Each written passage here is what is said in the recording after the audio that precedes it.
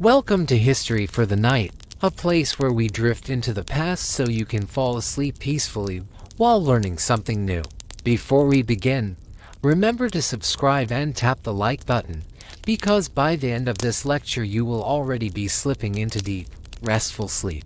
So settle in, close your eyes, breathe slowly, and let the story begin. When we hear the word Islam, most people imagine only a narrow set of familiar images: quiet rows of prayer, the month of fasting, women in hijabs, or the outline of a mosque against the dawn. Some picture a burning desert beneath a shimmering sun.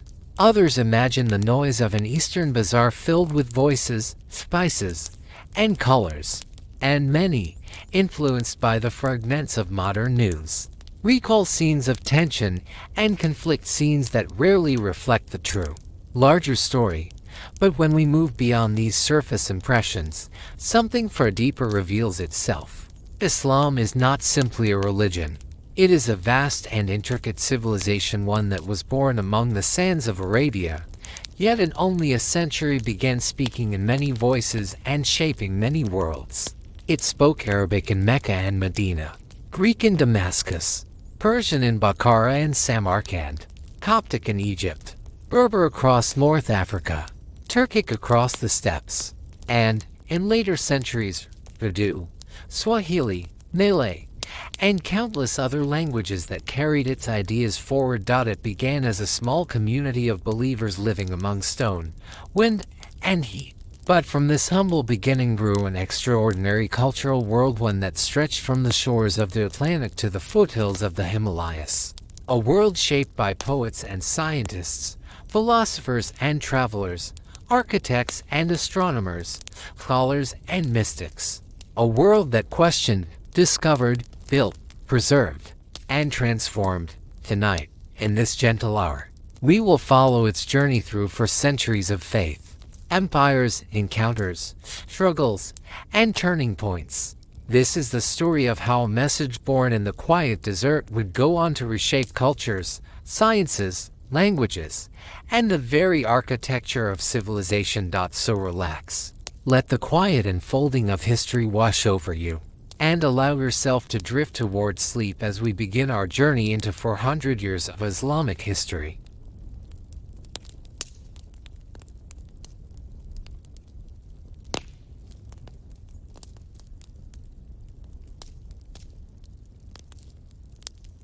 Mecca and Arabia before Islam. Before Islam, Mecca was a thriving center of trade, a city where caravans from Yemen, Syria, and Persia crossed paths. But beneath the surface, prosperity lay a deeply stratified and closed society. Life was governed by strict tribal hierarchies. Powerful clans dominated political and economic life. The wealthy prospered, the poor often lived on the edge of survival, and slavery was a normal part of daily existence. Women had almost no legal rights. Infant mortality was high, and newborn girls were sometimes buried alive, a brutal reflection of the values that shaped that world. Into this society appeared a man who dared to say something revolutionary: that all human beings are equal before God, that what matters is not tribe, bloodline, or wealth, but a person's inner faith, moral character, and sense of justice. And he said this openly against the powerful, against the established order, against centuries of custom. Muhammad did not simply found a religion. He offered people a new way of living, thinking, and relating to one another. His early followers came from every layer of society: merchants, slaves, the poor, women, teenagers, free people searching for meaning, and those longing for fairness in a world that often denied it to them. And in just 20 years after the first revelation, Islam had become not only a belief system, but the foundation of a new community and a new state. A century later, it would become a world empire, stretching from Spain to India. But conquest was only one small part of the story. Islam carried with it ideas, sciences, institutions, and cultural forms that would reshape the world far beyond the battlefield, at a time when Europe was still recovering from the fall of Rome.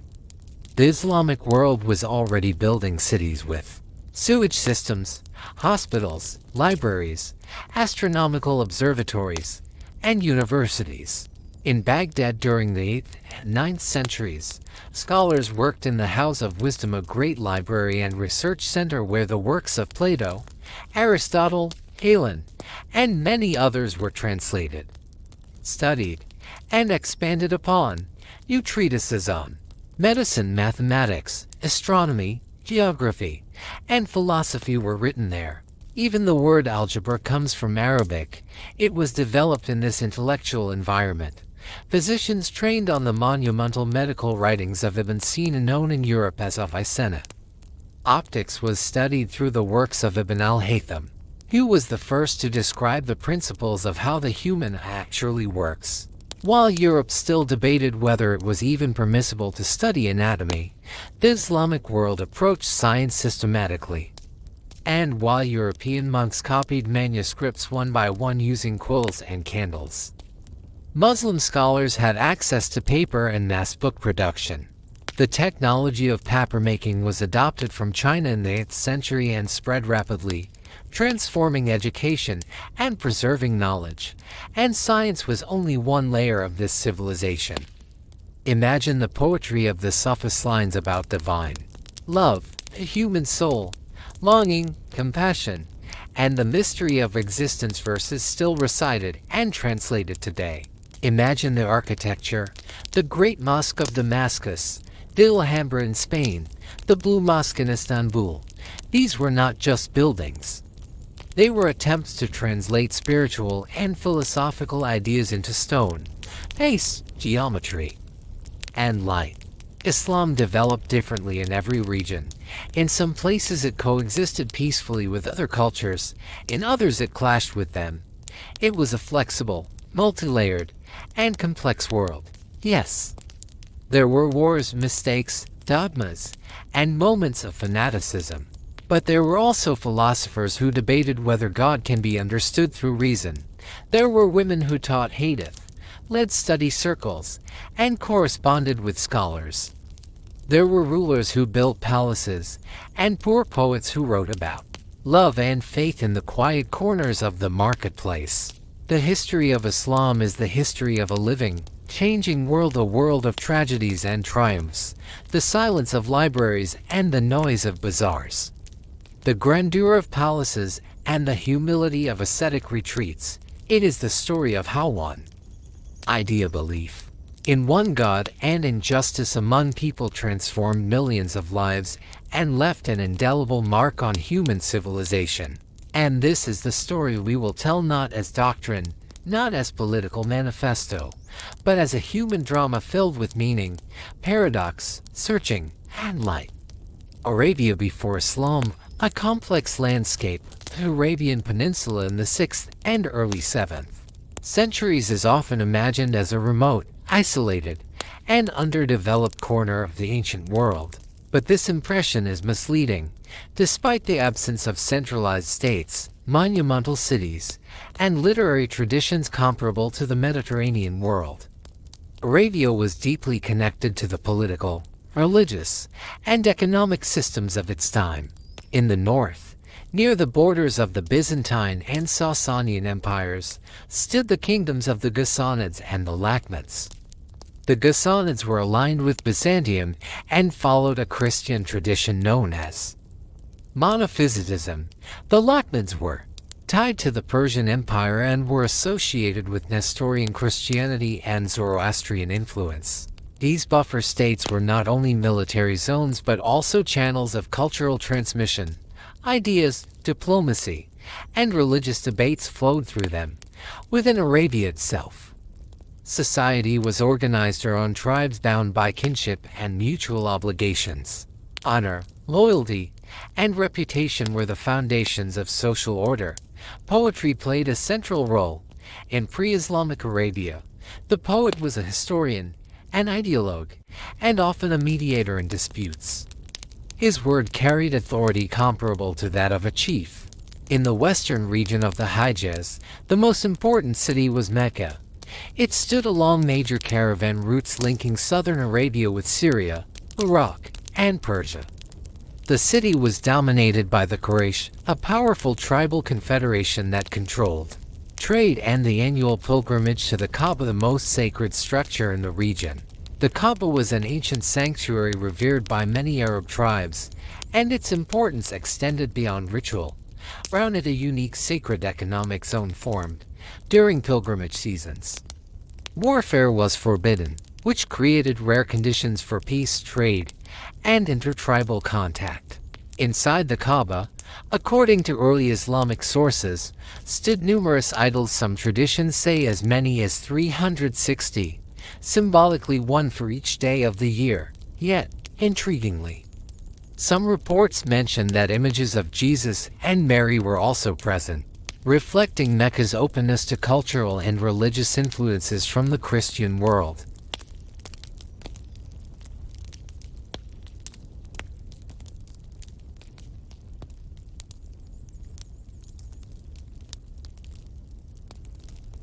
The religious landscape of Arabia. The religious map of Arabia in the centuries before Islam was far more diverse and dynamic than it is often portrayed.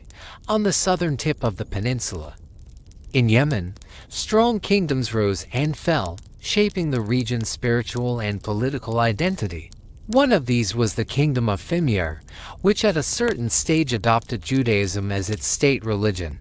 Its ruler, Yusuf was entered history and scripture as the king who persecuted Christian communities.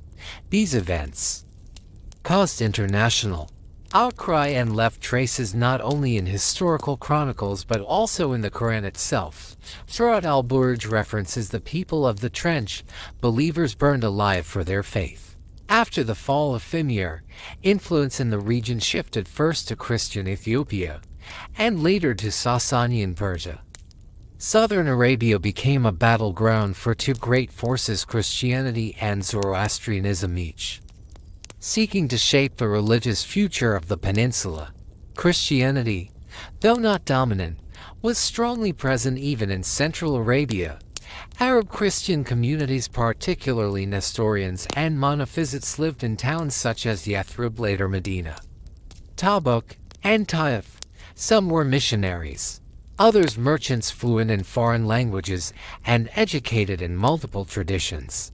They built small chapels, engaged with local elites, and contributed to cultural exchange.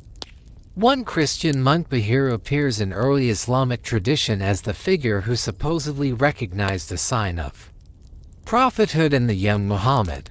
Whether historically accurate or not, the story reflects how deeply Christian ideas had penetrated Arab society. In the northern regions, Zoroastrian influence spread through Persian protectorates and garrison cities. Here, missionaries and administrators introduced concepts of cosmic dualism, ritual purity, and fire veneration, along with legal and administrative practices common in the Sasanian world. Although Zoroastrianism never became widespread among the Arab masses, its presence shaped intellectual and political life among regional elites. A unique group in this landscape were the Fanifs, Arab monotheists who rejected polytheism yet did not belong to Judaism or Christianity.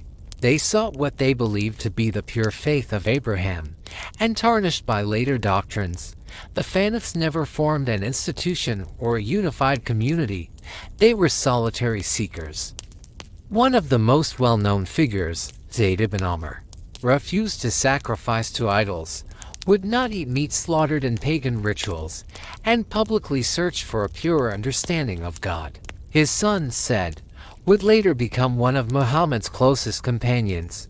Pre-Islamic Arabia was, therefore, not a spiritual vacuum. It was a crossroads of commerce and belief, a place of constant exchange where caravans carried not only spices, textiles, and incense, but also ideas, legends, philosophical debates, and theologies. People who felt the old order collapsing sensed that something new was beginning to form, though none yet knew its shape. Against this background, the emergence of Islam was not an accident. It was a historically natural development rising In a society already engaged in intense ethical, social, and spiritual questioning, this atmosphere of searching prepared the ground for a movement that, within a few decades, would reshape the destiny of Arabia, and soon after, the world.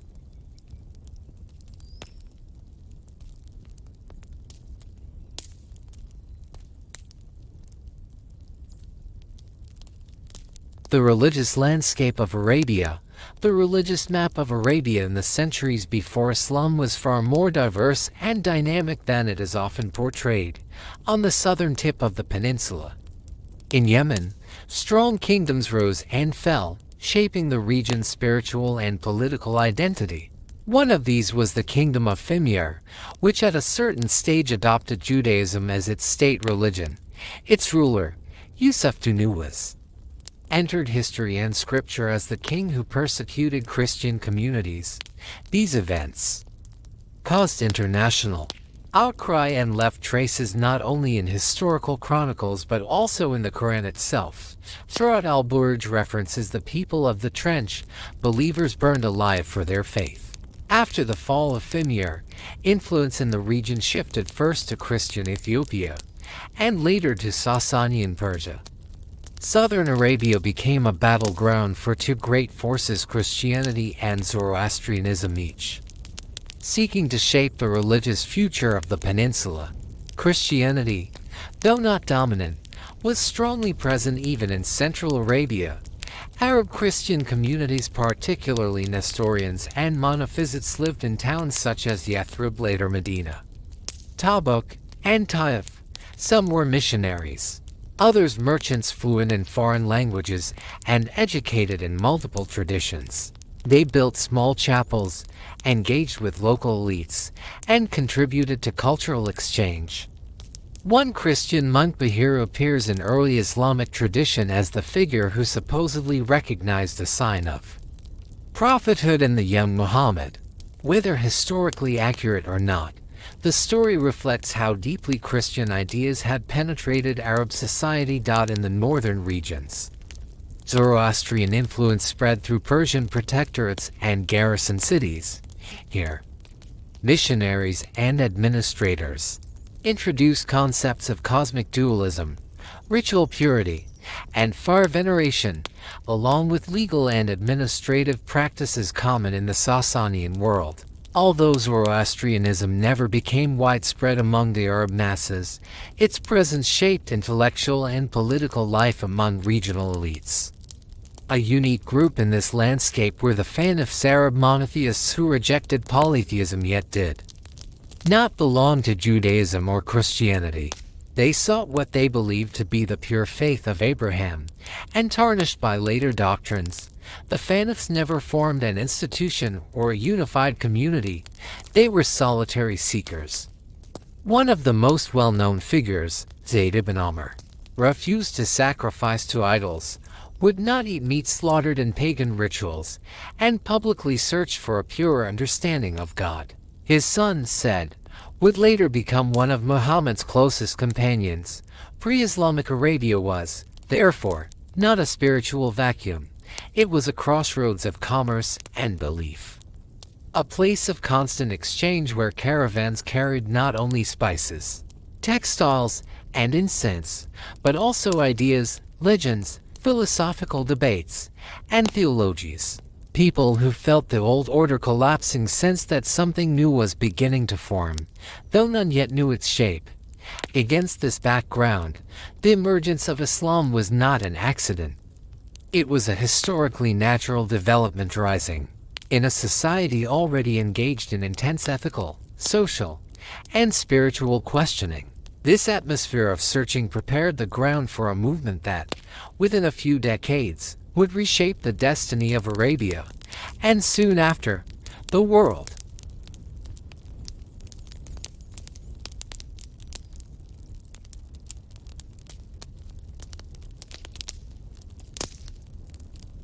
The birth of the Prophet Muhammad. The year was 570 CE, in the city of Mecca, in a modest home belonging to the clan of Quraysh.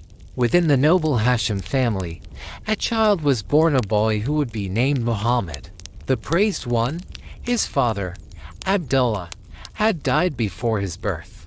His mother, Amina bint Wahb, cared for him with devotion, but she passed away when the boy was only 6. Orphaned sorely, Muhammad was taken in by his grandfather, Abd al-Muttalib, and after his death, by his uncle Abu Talib. He grew up in difficult circumstances without wealth, without privilege, but his lineage was respected, and the boy learned resilience, humility, and responsibility from a young age. From early childhood, Muhammad accompanied his uncle on caravan journeys. He listened to the conversations of merchants, memorized poetry, and learned in written tribal codes of honor. He received no formal schooling. Mecca did not have such institutions, but he absorbed a different kind of wisdom, practical, lived, rooted in observation and experience. By the time he reached adulthood, Muhammad was known throughout Mecca as Al-Amin, the trustworthy one. People trusted him with their property, their disputes, their secrets. To be called Amin in Meccan society was not simply a compliment. It was a recognition of rare integrity. At the age of 25, he was hired by a wealthy, influential businesswoman and widow, Khadija bint Khuwaylid, to lead a caravan to Syria. Muhammad completed the mission with remarkable skill, returning with profit, without loss, and with a reputation that impressed everyone who met him. Khadija, who was 15 years older, saw in him not only a talented merchant but a man of exceptional character. She proposed marriage, and he accepted. Their marriage lasted nearly 25 years. It was not merely a household, it was a partnership, moral and emotional, built on trust and mutual respect. They had children together, sons who died in infancy, and daughters, including Fatima, who would later become one of the most revered women in Islamic history. As the years passed, Muhammad grew increasingly contemplative. The injustices of Meccan society troubled him deeply: the mistreatment of the poor, the trade in idols, the abuse of power, the indifference of the wealthy, the hypocrisy woven into daily life. Seeking solitude, he began retreating to a cave on Mount Hira, spending nights alone in reflection and prayer. These were not simple religious doubts. They were signs of a profound internal tension, a spiritual unrest shaped by the contradictions he saw around him. Then, around the age of 40, during one of these solitary nights, something happened that would change the course of history. Muhammad experienced an encounter he later described as overwhelming, terrifying, yet undeniable. He rushed home trembling and asked Khadija to cover him. She did not dismiss him. She reassured him. She told him, "God would never abandon a man like you. You care for the weak. You speak the truth. You honor your commitments." Seeking clarity, she brought him to her relative Waraka ibn Nawfal, an elderly Christian scholar. After listening, Waraka said, "This is the same messenger who came to Moses. Would that I were young when your people will drive you out. Might they truly drive me out?" Muhammad asked in surprise. "Every man who comes with a message such as yours," Waraka replied, "faces resistance." The revelations continued. They were not philosophical treatises.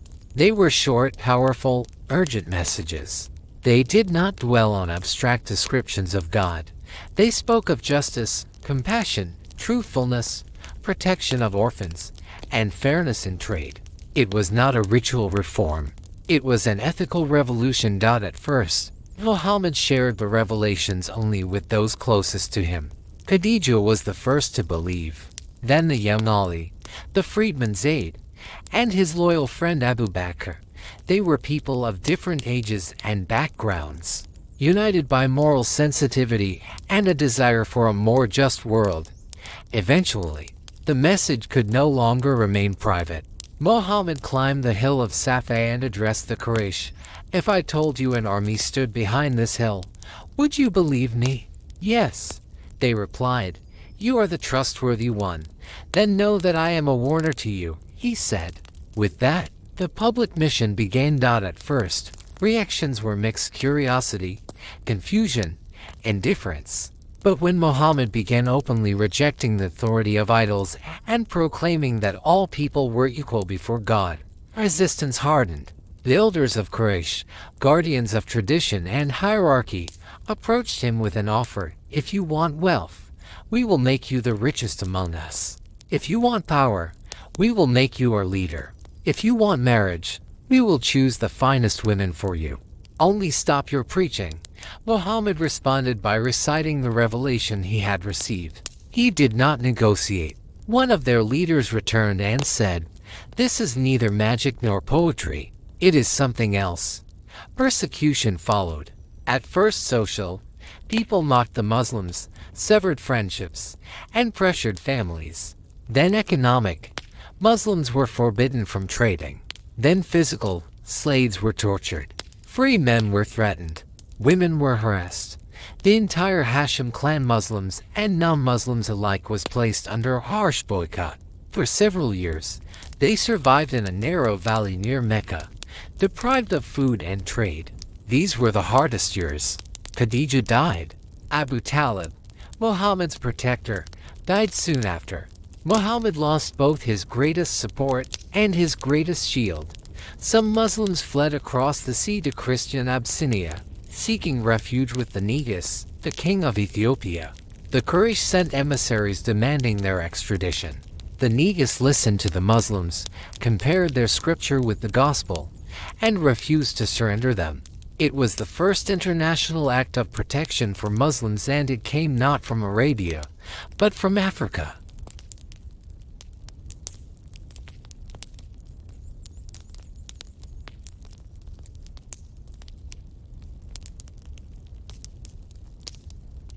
Mecca and the Prophet. By the early 620s, it had become clear that Mecca was no longer a safe place for the Prophet. The hostility of the Quraysh was growing sharper with every passing month.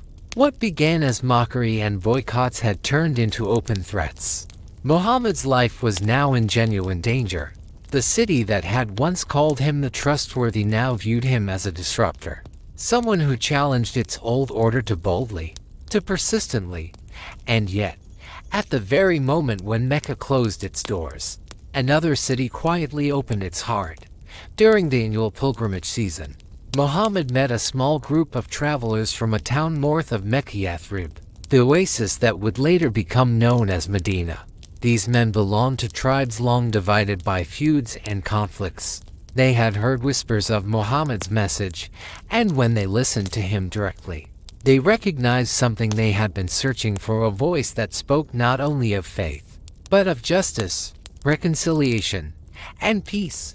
They invited him to their city. For years, Yathrib had suffered from tribal wars. Its leaders hoped Muhammad could become a mediator, a unifying figure, someone who could calm hostilities and guide the community toward harmony. To them, his message was not a threat but an opportunity, a chance to build something new. They returned to Yathrib with news of the Prophet, and in the following year, a larger delegation came to Mecca. In a quiet valley at night, away from the eyes of the Quraysh, they pledged their loyalty to him. They promised protection, support, and friendship. In return, Muhammad promised to guide them with fairness and compassion. This secret meeting would change the course of history. For the first time since the revelations began, Muhammad had a place where his message could live and grow, a city willing to receive him not as an exile, but as a leader. The path to Hijra, the migration, had opened.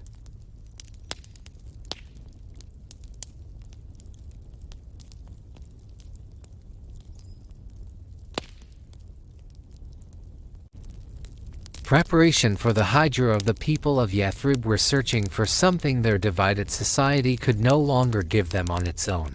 They wanted a peacemaker, a judge, a leader, someone wise enough to reconcile their rival clans, and fair enough to guide a community exhausted by years of conflict. In Muhammad, they saw exactly that. And so, when they invited him to their city, it was more than an offer of hospitality. It was an offer to build a new kind of society. Muhammad agreed. But the decision was not simple. Leaving Mecca, his birthplace, his people, his memories, meant stepping into the unknown. Yet staying meant certain danger, not only for him but for his followers. The Quraysh were tightening their grip. and violence was becoming inevitable. Thus began the preparation for the Hijra. The migration that would take place in the year 620 to CE would become one of the most pivotal events in Islamic history, so decisive, in fact, that it later marked the beginning of the Islamic calendar. The believers quietly prepared, knowing this was not just a relocation. It was the start of a new chapter, a turning point, a moment after which nothing would be the same. The Hijra was not merely a journey from one city to another. It was the passage from persecution to freedom, from isolation to community, from the fragile beginnings of faith to the foundation of a civilization. What awaited them in Yathrib was uncertain, but for the first time since the revelations began, hope had a direction, and the path toward that hope had opened.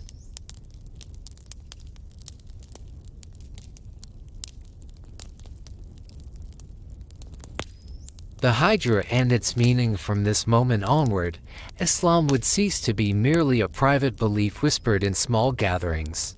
It would become a social order, a community, a way of life. But before we reach that transformation, imagine a single scorching day in the year 620 to CE. Mecca, bustling, proud, wealthy, was growing increasingly hostile toward the Prophet Muhammad and his followers.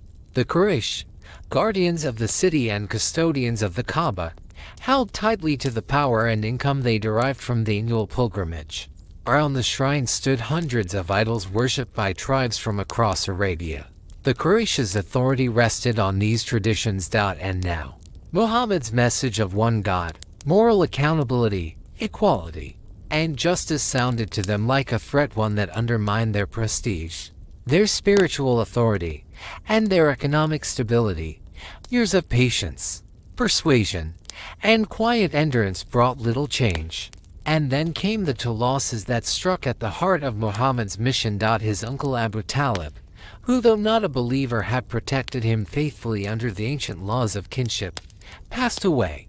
With him, Muhammad lost a crucial shield against the hostility of Meccan leaders. Soon after, his beloved wife Khadija died, as well his first follower, his confidant, his emotional support, and the person who never doubted him even in his darkest moments. Her presence had been the pillar of his early mission. These two deaths marked what tradition calls the Year of Sorrow. With the passing of Abu Talib, the Quraysh no longer felt bound by clan loyalty. The walls of Mecca, once familiar and protective, became suffocating. Threats turned into plans. Plots were whispered. The Prophet's life was no longer simply difficult, it was in imminent danger. And yet, it was precisely at this moment of despair that the path towards salvation opened. During the pilgrimage season, Muhammad met the delegations from Yathrib, a city weary of tribal feuds, longing for justice and unity. They pledged to protect him as they protected their own. They promised loyalty, safety, and community. This new alliance made something possible that had been unimaginable just a year before. A complete departure from Mecca, not as a fugitive, but as a founder of a new society. Thus began the Hijra, the migration. It was far more than a physical journey across desert plains. It marked the transition from persecution to protection, from scattered believers to an organized community, from a fragile beginning to the birth of a civilization. So decisive was this event that centuries later, Muslims would choose it not as the date of the first revelation, nor the birth of the Prophet, nor the first prayer, but as the beginning of their calendar. Because the Hijra was not simply a change of place, it was the moment when a message became a society, a faith became a community, and hope took on the form of an entire new world.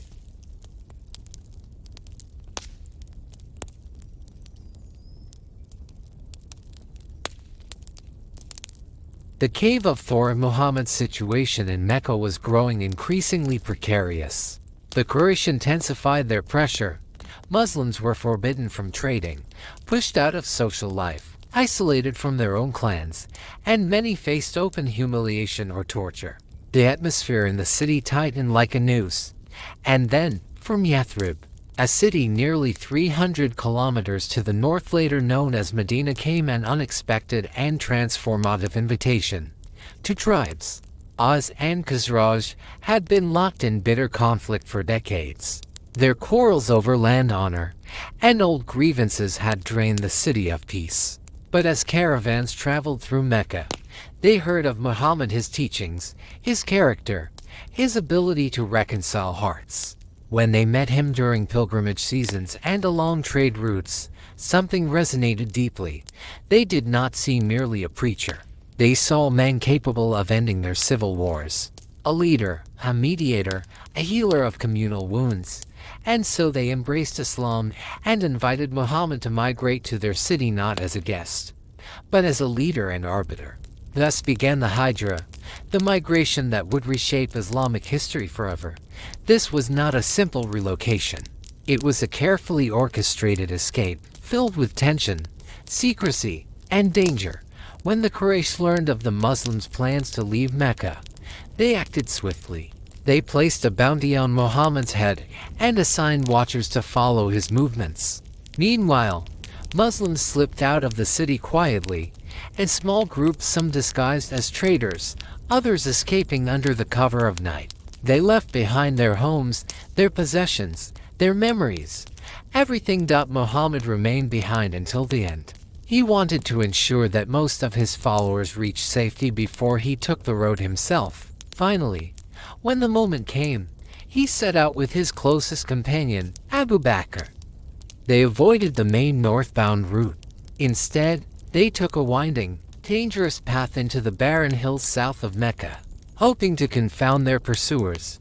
During this flight, they sought refuge in the Cave of Thawr, a narrow, hidden cleft in the mountains just outside Mecca. The Quraysh trackers, armed and determined, followed their trail with alarming precision.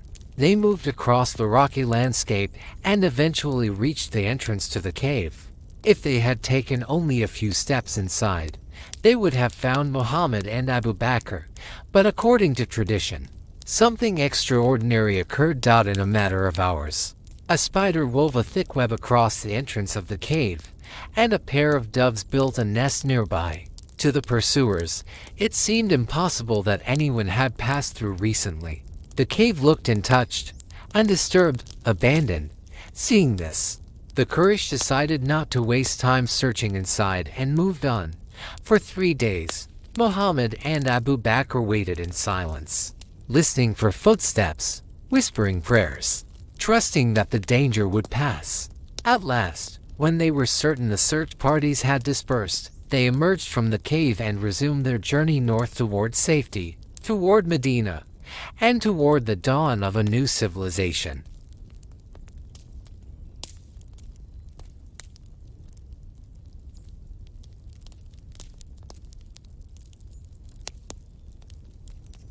Arrival in Medina. After several days of difficult travel through the desert, avoiding main roads, moving at night, and relying on trusted guides, Muhammad and Abu Bakr finally reached Medina. It was the 24th of September, 620 CE, a date that would later become the beginning of the Islamic calendar, the dawn of a new era for millions of believers. In Medina, the Prophet was welcomed with warmth and excitement. The people of Yathrib, especially those who had already embraced Islam, saw in him not only a spiritual leader, but a man capable of healing their fragmented society. Years of tribal conflict had drained the city. Muhammad arrived as a figure of unity, wisdom, and justice. The first thing he did upon arrival was to establish a center for the new community. He chose a small plot of land and laid the foundation of a mosque. Its construction was swift. Migrants from Mecca and the new believers of Medina worked side by side, shaping walls from clay and palm trunks. This mosque became far more than a place of prayer. It was the heart of the entire community, a gathering space, a court, a school, a council hall, a place where disputes were settled and plans for the future were made. To strengthen the bonds between the newcomers and the locals, Muhammad created a system of brotherhood. Each Meccan emigrant was paired with an Ansari, one of the Medinan believers. One man split his house in half and gave half to his new brother. Another shared his harvest or his livestock. The old tribal lines began to fade. People became brothers through faith, not blood. But life in Medina did not immediately become peaceful. The Quraysh in Mecca did not intend to let the Muslims thrive. Muhammad's escape was an embarrassment, a threat to their authority, and a challenge to their power. They began preparing for war. Within Medina itself, the situation was complicated. The city was home to several major Jewish tribes: Banu Qaynuqa, Banu Nadir, and Banu Qurayza, who were deeply rooted in local trade, crafts, and agriculture. They watched the Prophet with interest, even respect. But not all were willing to accept him as a prophetic figure. There were also the Munafiqun, the hypocrites, a group of people who outwardly accepted Islam to maintain their influence, but inwardly resisted the changes Muhammad was bringing. They waited, silently, for an opportunity to undermine him. To bring order to this diverse and tense environment, Muhammad drafted what would become known as the Constitution of Medina, or the Sahifa.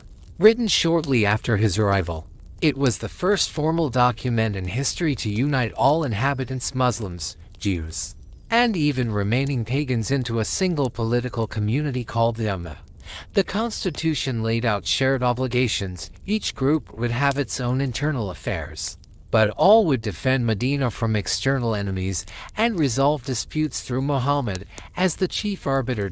It was a step toward a society not based on tribal bloodlines, but on shared responsibility and mutual agreement. Muhammad governed Medina with a unique combination of spiritual leadership and practical statesmanship. He actively participated in community life, sought counsel from his companions, and valued collective wisdom.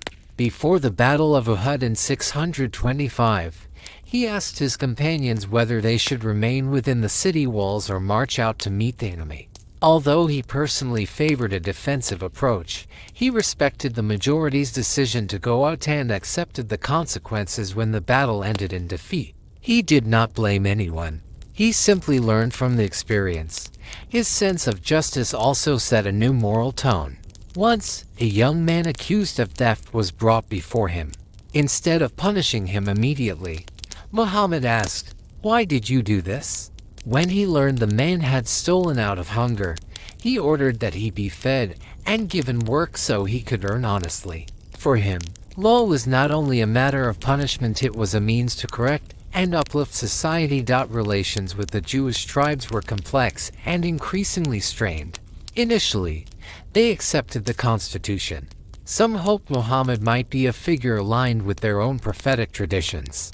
But in 624, the change of the Qibla, the direction of prayer from Jerusalem to Mecca, signaled that Islam was charting its own distinct path. Tensions rose.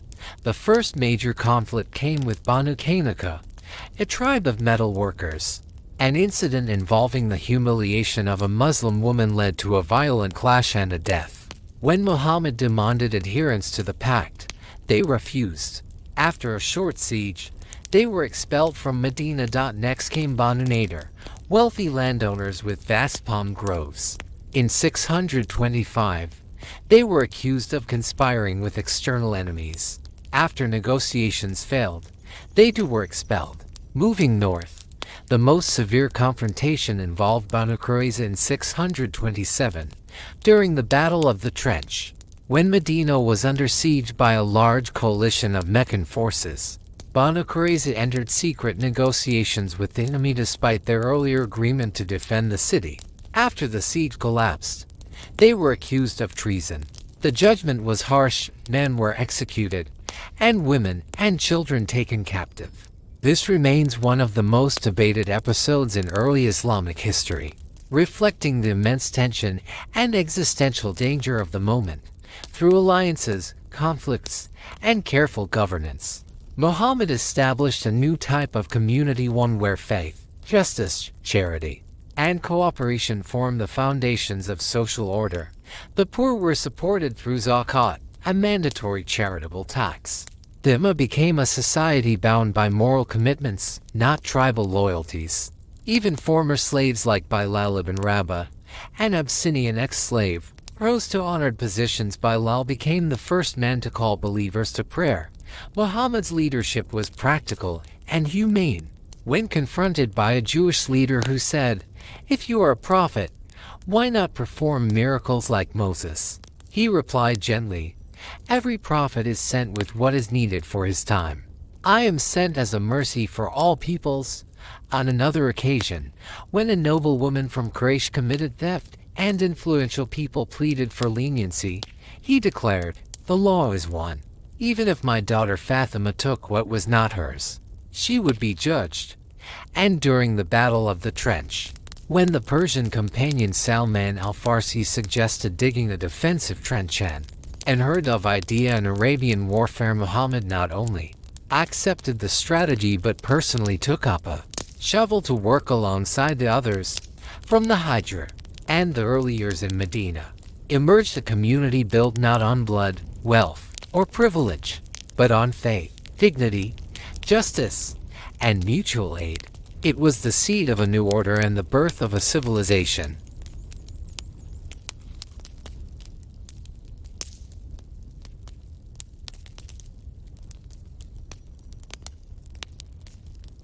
The battles of Badr and Uhud. Imagine the tense atmosphere in Medina in the years following the Hijra. A young Muslim community, newly established after its escape from Mecca in 620 CE, now faced constant threats from external enemies, from internal divisions, and from the fragile alliances holding the city together. The Prophet Muhammad had united the immigrants from Mecca and the helpers of Medina into a single ummah. But unity alone could not shield them from the determined hostility of the Quraysh. The Meccan leaders could not allow Muhammad's movement to grow. His survival threatened their prestige, their tribal power, and an economic system that revolved around the Kaaba. In this climate of fear and vigilance, a series of defining events unfolded, moments that would shape not only the destiny of the Muslim community but the history of Arabia itself. Among them were the battles of Badr and Uhud, each revealing a different face of leadership, resilience, and faith. The Battle of Badr 624 CE. The turning point of the first major confrontation came at Badr, a small valley southwest of Medina. What began as a modest attempt to intercept a Quraysh caravan quickly escalated into a decisive clash. The Muslims, poorly equipped and vastly outnumbered, faced a Meccan army 3 times their size. Yet Muhammad's leadership, calm, deliberate, and wavering, gave courage to the small force. The Quran describes this moment as one in which believers stood few in your eyes, yet filled with resolved doubt. Against all expectations, the Muslims emerged victorious. The victory at Badr became legendary. It boosted morale, solidified the Prophet's authority, and gave the young community confidence that their survival was truly possible. For many in Arabia, it was the sign that Muhammad was not simply another tribal leader, but a man supported by something greater. But this moment of triumph would soon be followed by one of the greatest tests, the Battle of Uhud 625 CE. A lesson in humility and perseverance. The Quraysh could not accept their defeat. The following year, they marched toward Medina with a large army determined to restore their honor. Muhammad consulted his companions. Some argued for a defensive strategy, remaining behind the city's walls. Younger fighters insisted they should meet the enemy in open battle, although the Prophet preferred to stay inside Medina. He respected the majority's view and agreed to face the Quraysh outside the city in the shadow of Mount Uhud. The battle began with early success for the Muslims, but a group of archers, ordered to hold their position, abandoned their post too soon, hoping to collect spoils. Their departure opened the flank of the Muslim army. The Quraysh cavalry seized the moment. Chaos followed. Muhammad himself was injured. Many of his closest companions fell. The day ended not in victory, but in painful retreat. Yet even in defeat, something profound emerged. The community learned discipline. The Prophet taught forgiveness. He did not blame those who insisted on leaving the city, nor did he condemn the archers for their mistake. Instead, he turned the event into a lesson in patience, unity, and trust. The Battle of Uhud showed that success would not come without struggle, and that a community built on faith must also learn resilience. A new era of strategy and diplomacy. These early battles, Badr and Uhud, were not isolated incidents. They were part of a broader sequence of challenges. including the later Battle of the Trench Kondak and eventually the peaceful conquest of Mecca. Each event revealed a unique side of Muhammad's leadership: his ability to listen, his strategic insight, his patience, his humility, and above all, his commitment to justice and mercy even in the harshest of circumstances. Together, these moments form the foundation of a new order, while society guided by moral principles, strengthened by unity, and refined through struggle.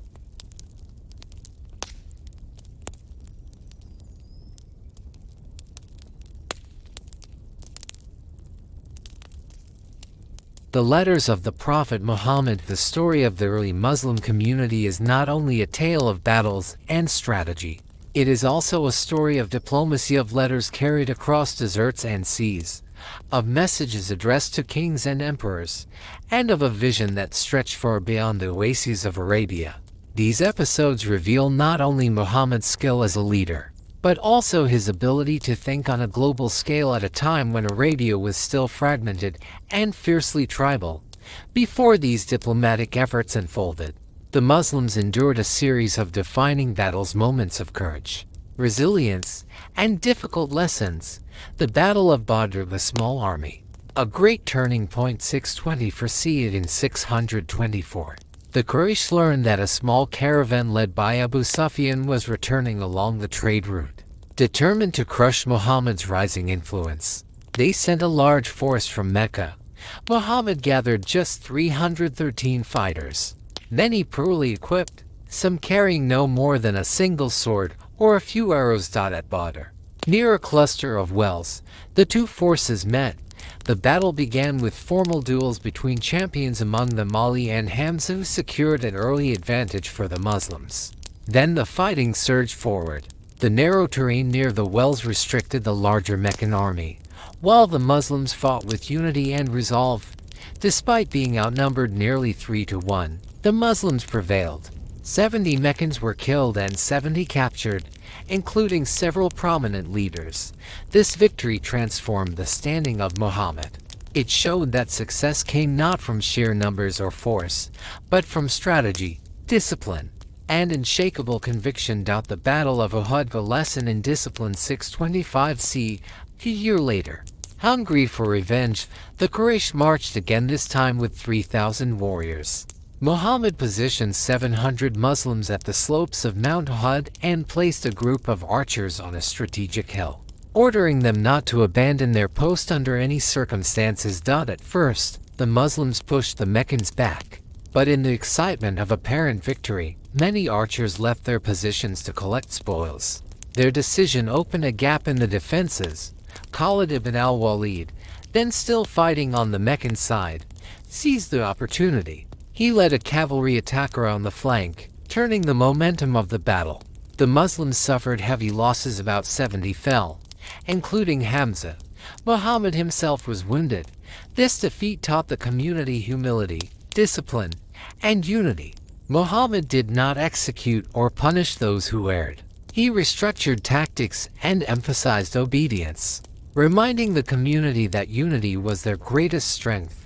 The Battle of the Trench, a strategy over force. 627 c. By 627, the Quraysh had allied with several desert tribes, gathering an army of 10,000 to crush Medina once and for all. This was the largest coalition Arabia had ever seen. A Persian companion, Salman al-Farisi, proposed an unfamiliar idea: dig a trench around the exposed parts of Medina, something unheard of in Arabian warfare. Muhammad accepted the plan and worked alongside the others in the digging. When the coalition forces arrived, they found Medina protected by a barrier they could not cross. For 3 weeks they laid siege, battered by windstorms, internal disagreements, and shortages. Eventually the coalition collapsed without a major battle. Medina was saved through patience, ingenuity, and unity, not bloodshed. The conquest of Mecca had mercy over revenge. 630 CE. After the Treaty of Hudaybiyah was broken, Muhammad marched toward Mecca with a large force. But instead of seeking vengeance, he entered the city without bloodshed. Standing at the Kaaba, he declared, "Today is the day of mercy. not the day of revenge. He granted amnesty to nearly everyone, even to long-time enemies such as Abu Sufyan. He cleansed the Kaaba of idols and restored it as a sanctuary devoted to one God. His victory rested not merely on military strength, but on patience, strategic restraint, and a profound sense of compassion. Diplomacy, letters to the empires alongside warfare. Muhammad deployed another form of influence, diplomacy. In 628 CE, he sent letters to the rulers of distant lands, the Persian Emperor Khosrow II, the Byzantine Emperor Heraclius, the Negus, the Christian king of Abyssinia, and the governor of Egypt, among others. In these letters he wrote, "Accept Islam, and you will be safe. God will reward you twice." Khosrow reportedly tore the letter to pieces. Heraclius pondered its meaning but did not publicly respond. The Negus, however, welcomed the message and sent gifts in friendship. These letters, though not immediately transformative, demonstrated Muhammad's vision. He thought not as a tribal leader of Western Arabia, but as a statesman aware of empires, diplomacy, and the global currents shaping his age. Mercy toward enemies, wisdom and strategy. Throughout these years, Muhammad's approach combined strength with compassion. At Badr, Amir ibn Wahb, once plotting to kill him, was forgiven and later embraced Islam. During the Battle of the Trench, Nu'aym ibn Mas'ud cleverly sowed discord among the enemy tribes, tipping the balance without bloodshed. These stories and many others reveal a leader who valued wisdom over violence, diplomacy over destruction, and patience over impulsive action.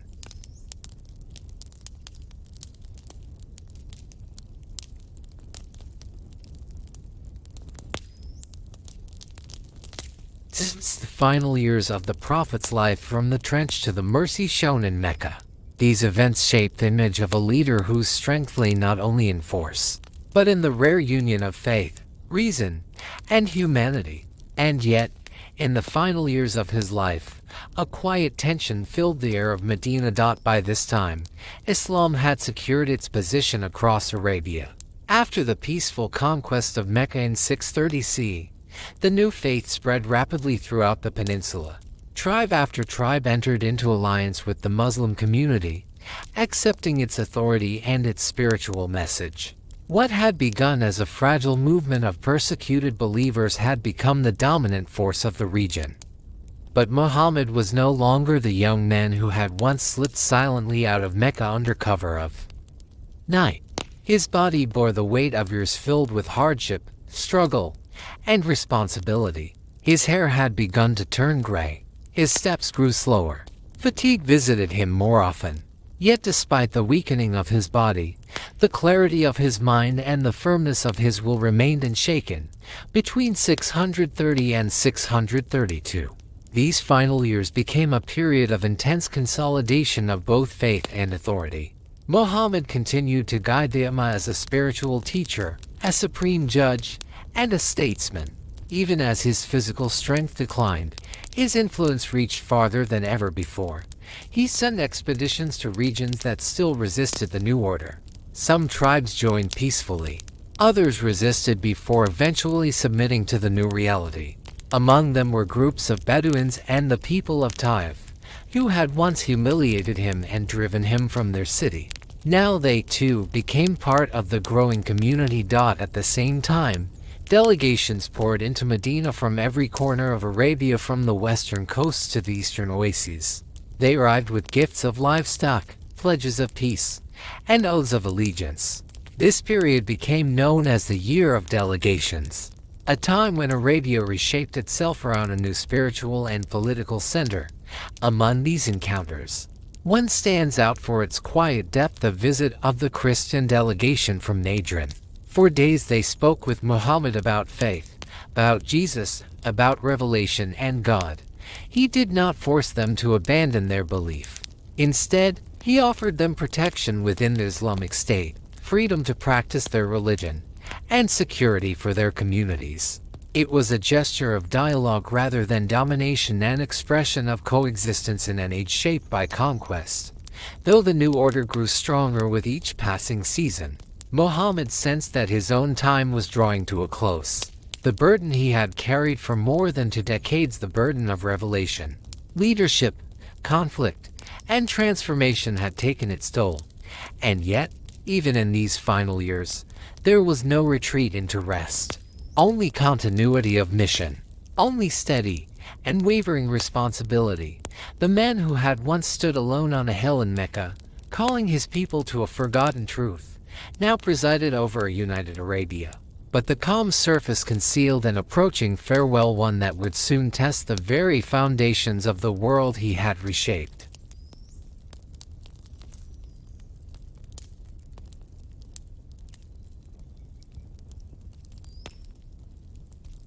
The farewell pilgrimage, one of the most profound moments in Islamic history, came in March of the year 630 to see, sensing that his life was drawing to a close. The Prophet Muhammad decided to lead a final pilgrimage to Mecca. He understood, though he did not yet speak it openly, that this journey might be his last. From Medina, he set out at the head of a vast gathering, more than 10,000 believers walking together across the desert. It was his first complete pilgrimage since the peaceful return to Mecca 2 years earlier, and he used this sacred journey to establish the rites of the Hajj that would guide generations to come. When they reached the plain of Arafat, a sea of human beings surrounded him, men and women, young and old, from every corner of Arabia. On the 10th day of the month of Dhul-Hijjah, he ascended a small hill. His body was weakened by age and illness, but his voice carried across the crowd as his companions repeated each phrase so that all could hear.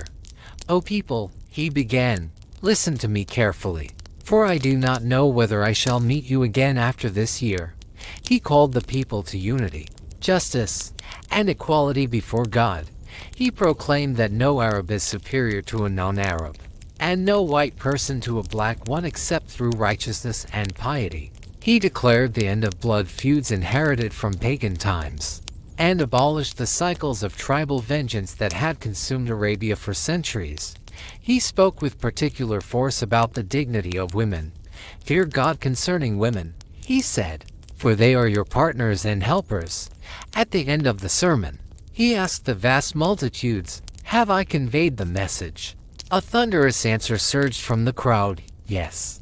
Then he lifted his gaze toward the sky and said, "O God, bear witness." It was the quiet sealing of a mission that had lasted more than 20 years. After completing the pilgrimage, Muhammad returned to Medina. Soon after, his health sharply declined. What began as a light fever deepened into a serious illness. During his final days, he stayed in the home of his wife Aisha, the daughter of Abu Bakr, who cared for him with tenderness and constant concern. He grew too weak to stand, yet his sense of responsibility never faded. His voice softened into a whisper, but he continued to give guidance. At one moment he asked for ink and parchment, intending to dictate something of great importance, but those near him, fearful of exhausting him, hesitated. This moment would later become a subject of long reflection and debate. In his final days, he repeated one instruction again and again: guard your prayers and those who are under your care. On the 8th of June, 630 to C, at the age of 63, the Prophet Muhammad passed away. His head rested gently on the lap of Aisha. She later recalled that he died with a faint, peaceful smile, as if seeing something beyond this world. His death struck Medina like a sudden silence after thunder. Many could not believe it. Some refused to accept that the man who had changed their lives, their society, and their understanding of God could truly be gone.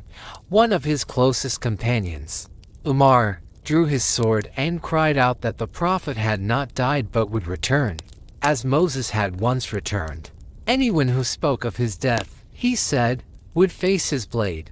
Then Abu Bakr emerged, calm, composed, grief held firmly behind quiet resolve. He addressed the shaken crowd. "Whoever worshipped Muhammad, let him know that Muhammad has died. But whoever worships God, let him know that God is alive and never dies." He then recited verses from the Quran, and the truth finally settled into the hearts of the people. The community wept not only for the loss of a leader, but for the end of an era of direct revelation. Yet another challenge awaited them. the question of succession. Muhammad had left no clear, written instruction naming his successor. Confusion and fear spread quickly. The Medinan helpers, the Ansar, gathered at the hall of Banu Sa'idah to consider choosing a leader from among themselves. They feared that the Meccan immigrants, the Muhajirun, might take all authority. The Muhajirun arrived, among them Abu Bakr and Umar. Heated debates broke out. Voices rose. Tensions sharpened. For a moment, the fragile unity of them seemed ready to fracture. Umar later said, "We came close to drawing swords against one another." Abu Bakr, with characteristic restraint, proposed a solution. In the end, most pledged allegiance to him as the first Caliph, the successor to the Prophet and leadership of the community, though not in prophecy. Yet not all were satisfied. Some believed that Ali, the cousin and son-in-law of the Prophet, held the rightful claim. Though outward reconciliation was achieved, the first deep line of future division had appeared, one that would shape Islamic history for centuries. Muhammad was buried quietly, without grand procession or ceremony, in the very room where he had passed away, the home of Aisha. He was wrapped simply in 3 white cloths, just as he had lived, without luxury, without grandeur. Some in Medina said that the sun darkened that day, though later scholars would show no eclipse occurred. Still, for the believers, the world itself seemed to dim. Before his death, Muhammad freed all who remained in his service. He distributed what little he owned, his spear, his cloak, leaving no testament of wealth behind. Even in his final moments, he departed as he had lived, unattached to possessions, bound only to his mission. From the majesty of the farewell sermon to the quiet passing in a small room in Medina, the final chapter of Muhammad's life reveals a man who completed his mission with dignity. He left behind not an empire of palaces, but a community entrusted with a new responsibility to carry his message forward. Without his guiding presence, what remained was both a loss and a challenge: to preserve unity without the Prophet among them, and to transform faith into an enduring civilization. And thus, the world entered a new and uncertain chapter of history.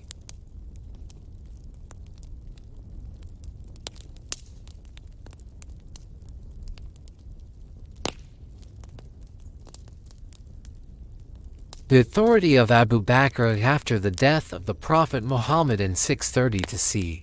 Leadership of the Muslim community passed to the men later known as the 4 rightly guided Caliphs: Abu Bakr, Umar ibn al-Khattab, Uthman ibn Affan, and Ali ibn Abi Talib.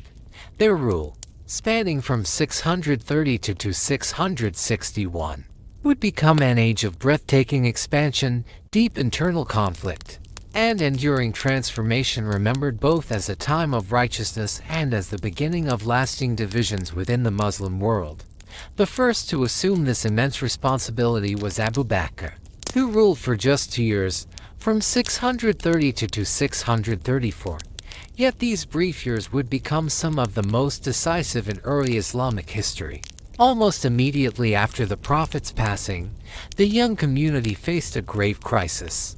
Many Arab tribes declared that their loyalty had been a personal oath to Muhammad alone, not to any continuing state.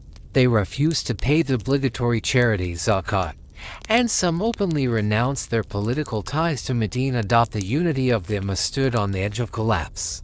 The Arabian Peninsula risked returning to tribal fragmentation. These uprisings became known as the Wars of Ridda, the Wars of Apostasy. Confronted with this threat, Abu Bakr chose firmness over hesitation. He raised an army and placed it under the command of the brilliant general Khalid ibn al-Walid. One by one, the rebel forces were confronted and defeated. The most decisive clash came at the Battle of Aqaba, where the unity of the Muslim state was finally secured. Through these campaigns, Abu Bakr made it unmistakably clear: Islam was no longer only a personal faith. It was now also a political and social order that could not be broken by tribal defiance. One of Abu Bakr's most important reforms was the centralization of zakat collection. No longer dependent on local tribal arrangements, charity was now gathered by the state and redistributed to the poor, to widows, to orphans, and to the defenders of the community. This created the first stable public treasury in Islamic history and strengthened the bond between faith and social responsibility. At the same time, Abu Bakr authorized the first external military expeditions beyond Arabia toward the frontiers of the Byzantine and Sasanian empires. These early campaigns were cautious but symbolic. They marked the quiet beginning of an expansion that would soon redraw the political map of the ancient world. Despite the vast changes unfolding under his authority, Abu Bakr's personal rule remained strikingly simple. He governed from Medina, relying on consultation with the companions through the Shura, the Council of Advisors. His life stayed modest. He wore plain clothing, lived simply, and took no more from the public treasury than was strictly necessary. A lesser-known detail reveals the depth of his commitment. Before the Battle of Aqaba, Abu Bakr personally took part in gathering intelligence on enemy movements, placing himself in genuine danger. Even as Caliph, he was unwilling to rule from safety alone. Abu Bakr's reign was short, but its impact was immense. He preserved the unity of the Ummah at the moment of its greatest vulnerability. He transformed a spiritual movement into a lasting state, and he laid the foundations upon which the next caliphs would build an empire. When he died in 634 CE, the Muslim world was no longer a fragile network of recently united tribes. It had become a centralized, disciplined force poised to expand beyond Arabia into history itself.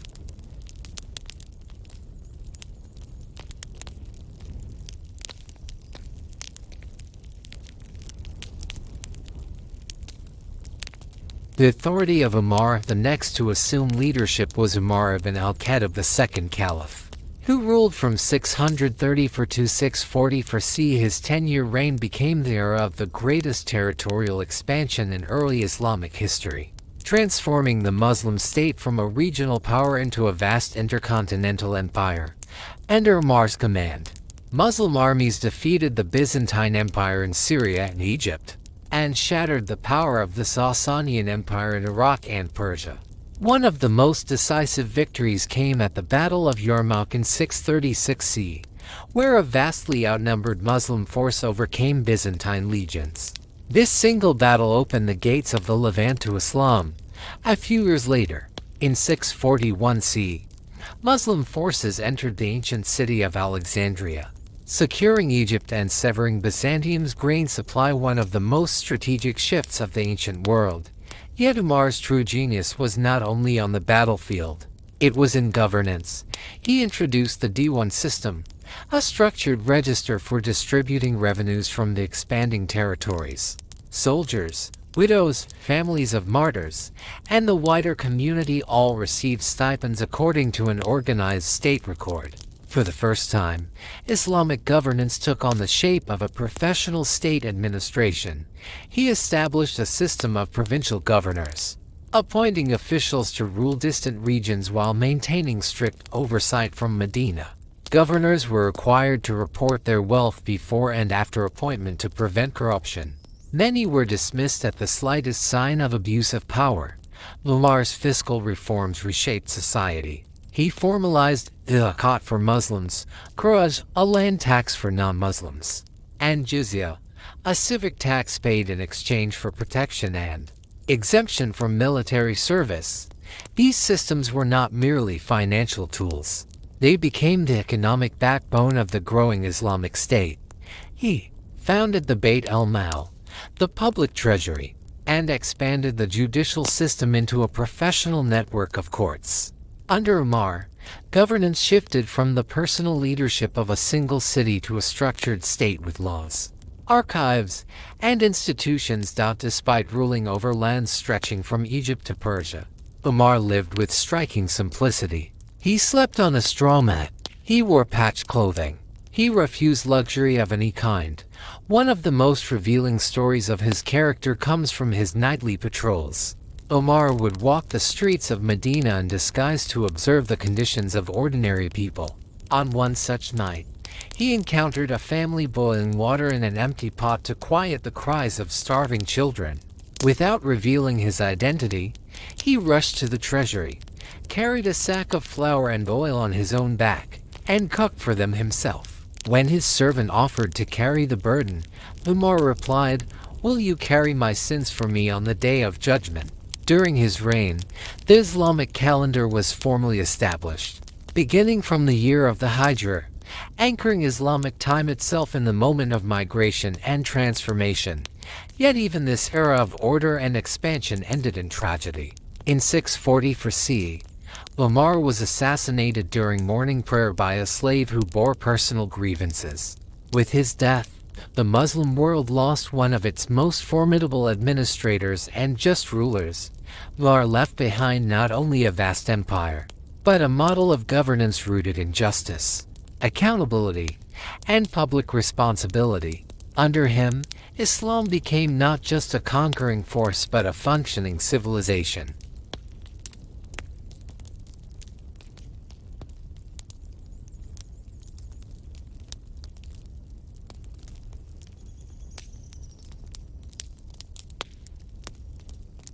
Caliph Uthman ibn Affan, the third leader of the Muslim world, was Uthman ibn Affan. He ruled from 644 to 656 CE, inheriting an empire already vast but still expanding. Under his authority, the borders of the Islamic State stretched ever farther, reaching into North Africa and Central Asia, and even across the sea. For the first time in history, the Muslims built a powerful navy and challenged the Byzantine fleet in open waters.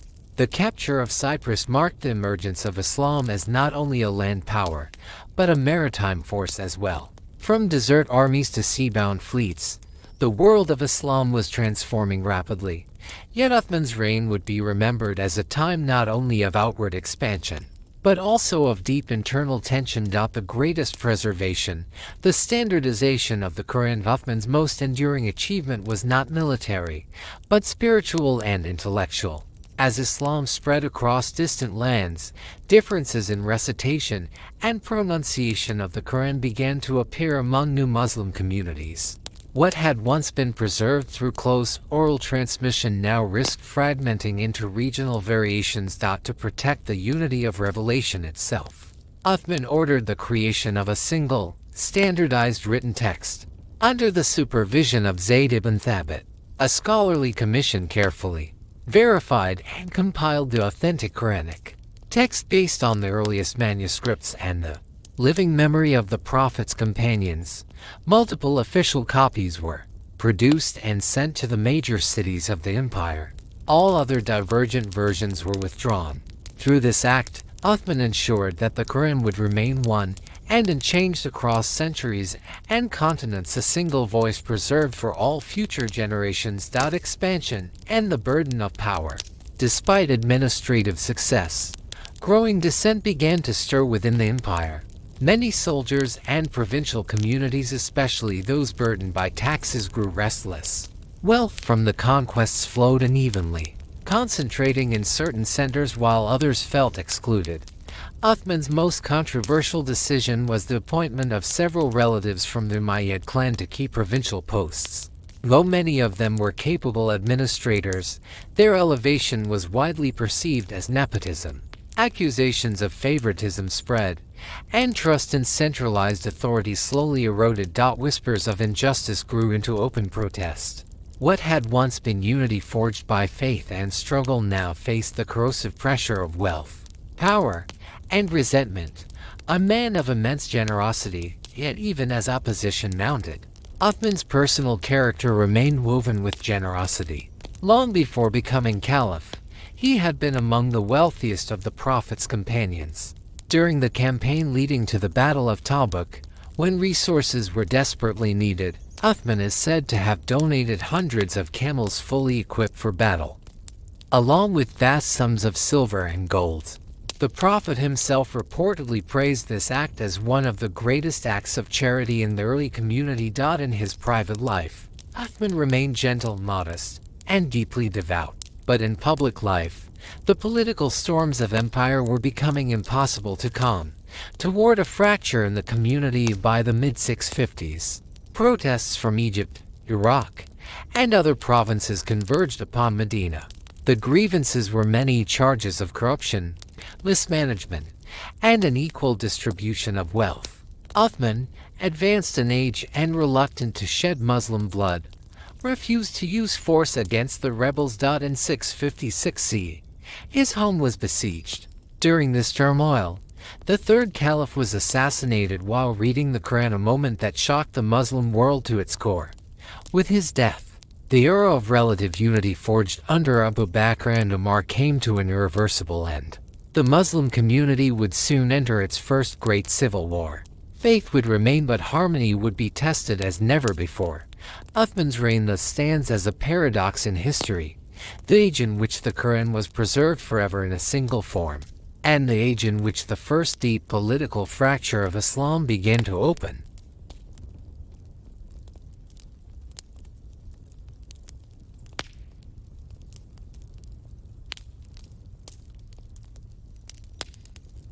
Caliph Ali ibn Abi Talib, the generosity and humility of Caliph Uthman were soon overshadowed by the storm of accusations that ended in tragedy.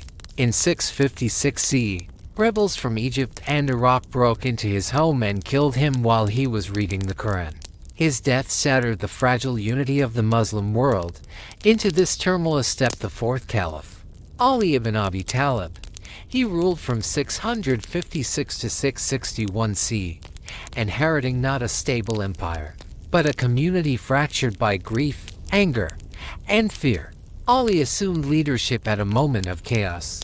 Determined to restore justice, order, and moral integrity, he immediately dismissed many of the governors appointed by Uthman and demanded a proper trial for Uthman's killers. Yet these decisions, though rooted in a sense of justice, weakened central authority. Provinces began acting independently. Loyalties shifted. The unity so carefully preserved by Abu Bakr and Umar now stood on the brink of collapse. Ali's reforms focused on equality and the fight against corruption. He rejected privilege based on lineage or wealth, and sought to return the state to the ethical standards of the earliest days. But these ideals collided with political reality. Powerful factions resisted him, and tensions escalated into open conflict. The first civil war of the fitna of the assassination of Uthman ignited the first fitna, the first full civil war within the Muslim world. In 656 CE, a group of prominent companions including Aisha, Talha ibn Ubaydallah, and Zubair ibn al-Awwam demanded justice for Uthman's murder. Their forces met Ali's army near Basra in what became known as the Battle of the Camel. Ali emerged victorious, but the bloodshed between believers marked a tragic turning point. The wounds of the community deepened. Far more dangerous was the standoff with Muawiyah ibn Abi Sufyan, the powerful governor of Syria and a relative of Uthman. Muawiyah refused to recognize Ali's authority until Uthman's killers were punished. In 657 CE, their armies confronted one another at the Battle of Siffin. The battle ended not with victory, but with a controversial arbitration. Many of Ali's most devoted supporters viewed this compromise as a betrayal of divine justice. From this disillusionment arose a radical faction known as the Crises, who rejected both Ali and Muawiyah, declaring that only God could judge who was right. The assassination of Ali in 661 CE. One of the Crises assassinated Ali while he was praying in the Mosque of Kufa. With his death, the era of the rightly guided caliphs came to an end. The leadership of the Muslim world soon shifted to dynastic rule under the Umayyads. A lesser-known moment from Ali's life reflects the depth of his character. Once, during battle, a captive insulted him viciously. When his companions urged execution, Ali refused and said, "I will not become like those whom we condemn, even in war." He chose restraint over revenge, the birth of the Great Divide, Sunnis and Shias. It was during Ali's reign and its aftermath that the great division of the Muslim world took shape.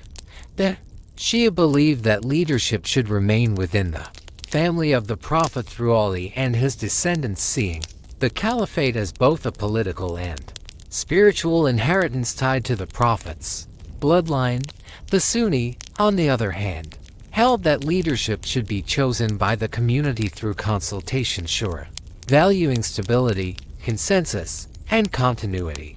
of governance over lineage. What began as a political dispute over justice and authority gradually hardened into a lasting theological and cultural division, one that would shape Islamic history for centuries to come. From prophetic charisma to institutional power, seen through the lens of history, the transition of leadership reveals a profound evolution. Abu Bakr saved the unity of the community at its most fragile moment. Umar built the framework of an empire and a state. Uthman preserved the sacred text of the Quran, yet opened the door to political fragmentation. Ali pursued moral idealism in a world that was already becoming irrevocably political. The fitna was not merely a struggle for power. It was a deeper question: how should Islam exist without the living prophet among its people? Through force? Through consensus? Through sacred lineage? The answers chosen in those years continue to echo through the Islamic world even today. What followed would be a new chapter, one of dynasties, empires, and rival caliphates. The spiritual movement born in the deserts of Arabia had now become a world civilization, bearing both the light of faith and the shadow of human conflict.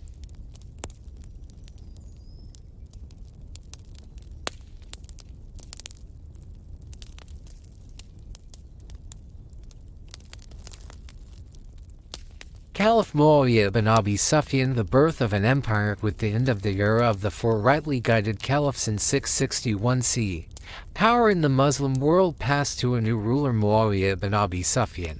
With his rule began the Umayyad dynasty, the first hereditary ruling house in Islamic history. What had once been a community guided by prophetic authority and collective consultation now transformed into a full imperial state. Muawiyah ruled from 661 to 680 CE, and under his leadership Islam crossed a historic threshold.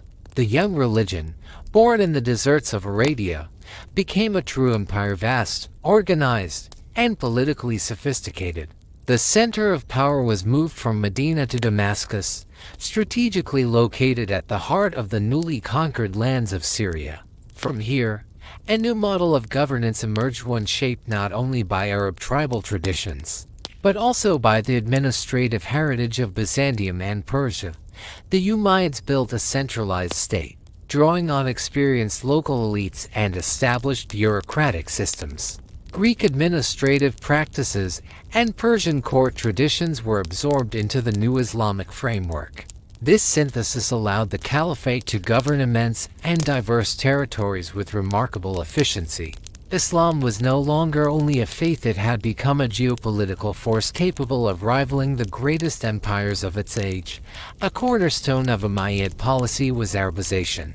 Arabic became the language of governance, law, and religion, gradually replacing Greek and Persian in official administration.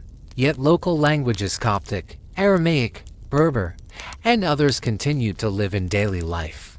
Arabization did not erase older cultures. Rather, it laid an Arab-Islamic layer upon them, binding the empire together through a shared administrative and religious language. Non-Muslims were encouraged but not forced to accept Islam. At the same time, the jizya tax on non-Muslims became a major source of state income. This created both stability and tension. Many converts still found themselves treated as socially inferior to Arabs, a reality that would later carry explosive consequences. Territorial expansion on an unprecedented scale. The Umayyad conquests reshaped the ancient world. Within less than a century, the borders of the Caliphate stretched farther than any empire before it in the region. By the early 8th century, Umayyad lands extended across the entire Middle East, through North Africa to the Maghreb, into the Iberian Peninsula known as Al-Andalus, and eastward through Central Asia to the Indus River. The empire now touched 3 continents. These victories were achieved by highly mobile Arab armies and by a growing naval force inherited and adapted from Byzantine models. The Umayyads turned Islam into both a land and sea power. The Mediterranean itself became a contested Islamic frontier, yet such breathtaking expansion carried a hidden cost: the Mawali and the seeds of discontent. As the empire widened, a new social group grew in number and frustration: the Mawali. non-Arab converts to Islam in regions such as Persia, Iraq, and Egypt. These new Muslims often paid the same taxes as non-Muslims and were excluded from the privileges enjoyed by Arab tribes. Though they shared the faith, they did not share equal status. The Umayyads were reluctant to grant them full equality. Arab lineage remained a key marker of privilege. This imbalance fueled deep resentment, especially in the eastern provinces, where the Mawali would later become the driving force behind revolutionary movements against Umayyad rule. The empire was strong, but its foundations were uneven. Architecture, culture, and the language of power of the Umayyads expressed their authority not only through armies and administration, but also through monumental architecture and culture. One of the most powerful symbols of their rule was the Dome of the Rock in Jerusalem, built in 691 CE with its golden dome and mosaics in the Byzantine style. It proclaimed both the spiritual significance of Islam and the political dominance of the new empire over the holy city. In Damascus, the Great Umayyad Mosque was completed in 706 CE, rising on the foundations of earlier Roman and Christian structures. Its vast courtyard, soaring minarets, and geometric ornamentation embodied the fusion of Roman, Byzantine, and Arab aesthetics, announcing the arrival of a new imperial culture. The Umayyads also introduced a crucial reform in coinage. For the first time, purely Islamic coins were minted with Arabic inscriptions instead of Byzantine and Sasanian images. This was a declaration of ideological independence as much as economic sovereignty. Culture flourished. Poetry thrived at court, especially lyrical and love poetry. Translation of Greek and Persian knowledge began to accelerate, foreshadowing the intellectual explosion of later centuries. Though the Abbasids would later receive most of the credit for the Islamic Golden Age, its roots were already being laid in the Umayyad period. A lesser-known fact reveals the dynasty's pragmatic vision. The Umayyads built networks of roads and caravanserai across Syria and the desert frontiers to support trade and military movement. They also invested in early public institutions. Under Caliph al-Walid I, one of the first hospitals in the Islamic world was established in Damascus, offering free treatment to the poor, including Christians and Jews. Decline and fall. Despite its brilliance, the Umayyad state was deeply strained by internal divisions, social inequality between Arabs and non-Arabs, religious tensions, and the lavish lifestyles of some later caliphs eroded public trust. Opposition movements spread, especially in the eastern provinces where the Mawali were strongest. In 750 CE, the Abbasid revolution swept across the empire. Backed by disgruntled non-Arab Muslims and Eastern elites, the Abbasids defeated the Umayyads in a decisive battle on the river Zab. The Umayyad dynasty was almost entirely. Only one survivor escaped, fleeing to Al-Andalus, where a new Umayyad state would later rise in Spain, a legacy of power and contradiction. The Umayyad era stands as one of the most dramatic transformations in Islamic history. It turned Islam into a world empire, laid the foundations of Islamic statecraft, and created a lasting imperial culture of architecture, administration, and law. Yet it also planted the seeds of future conflict through social inequality and centralized dynastic rule. It was an age of grandeur and fracture, of unity and division, of conquest and quiet discontent. And from its collapse would soon rise a new power, the Abbasids, under whom Islamic civilization would enter one of the most luminous chapters of human history.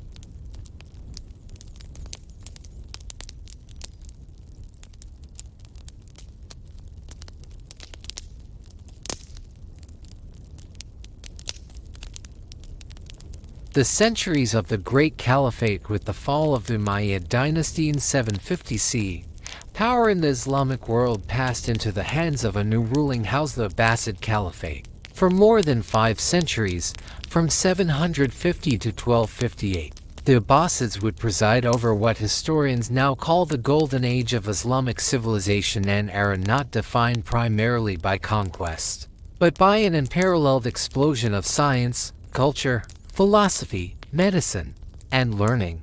The Abbasids came to power on a wave of deep social discontent. They were supported by the Mawali non-Arab Muslims who had long been denied equality under Umayyad rule, as well as by powerful eastern provinces that had grown resentful of Arab aristocratic dominance. Their revolution was not only political, it was also cultural. It marked the moment when Islam ceased to be an empire ruled mainly by Arab tribal elites and became a truly cosmopolitan civilization. One of their first and most symbolic acts was to move the capital from Damascus to a newly founded city on the banks of the Tigris River, Baghdad. Built in 760 CE, the city was conceived as a perfect circle, a geometric expression of universal order. From its very birth, Baghdad was intended not merely as a seat of power, but as the intellectual heart of the world. And so it became. Within a few generations, Baghdad transformed into the greatest center of learning humanity had seen since antiquity. Scholars from every corner of the known world gathered there: Muslims, Christians, Jews, Persians, Arabs, Indians, and Greeks, united by a shared devotion to knowledge. Ancient manuscripts traveled across deserts and seas to reach its libraries. At the heart of this intellectual storm stood the House of Wisdom, a vast institution of translation, research, and experimentation. Here, the works of Plato, Aristotle, Hippocrates, Euclid, and scores of other ancient thinkers were translated into Arabic, preserved from oblivion, and critically expanded. Algebra, chemistry, optics, medicine, astronomy, and geography were not only studied, they were reborn. The Abbasid era did not merely inherit the wisdom of the ancient world, it transformed it. Astronomers calculated the size of the Earth with astounding accuracy. Physicians built hospitals that served the public free of charge. Mathematicians developed algebra and trigonometry into precise sciences. Chemists refined distillation and experimentation. Geographers mapped lands from the Atlantic to China. Philosophy flourished in dialogue between revelation and reason. At the same time, culture flowered. Poetry, prose, calligraphy, architecture, and music reached new heights. Paper, first adopted from China, spread across the Islamic world, making books accessible as never before. Libraries multiplied. Knowledge ceased to be the privilege of a narrow elite and became a living force across society. The Abbasid caliphs encouraged this renaissance not only as rulers, but as patrons of learning. Court scholars debated metaphysics alongside jurists discussing sacred law. The city streets echoed with dozens of languages. Baghdad became the beating heart of the world's intellectual life. For Europe, still struggling through the early Middle Ages, the Abbasid world became an unwitting guardian of ancient knowledge. Centuries later, through Muslim Spain and Sicily, this preserved and enriched legacy would re-enter Europe and ignite the Renaissance itself. Yet even in this age of brilliance, shadows slowly gathered. Power shifted from caliphs to generals. Provinces became increasingly autonomous. Court intrigue and economic strain weakened central authority. The empire glittered, but its foundations were gradually eroding. And in the distant future, in 1258, a catastrophe would strike Baghdad itself, the Mongol invasion that would bring the classical age of the Abbasid Caliphate to a violent end. But for these 5 luminous centuries, the Islamic world stood not merely as an empire of swords and armies, but as the greatest civilization of knowledge on earth, a bridge between antiquity and the modern world, a lighthouse of reason, faith, and discovery, a memory that still shapes how humanity understands science, learning, and culture today.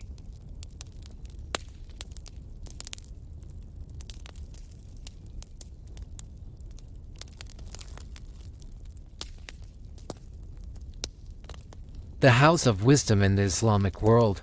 With the rise of the Abbasid Caliphate, a new intellectual horizon opened before the Islamic world.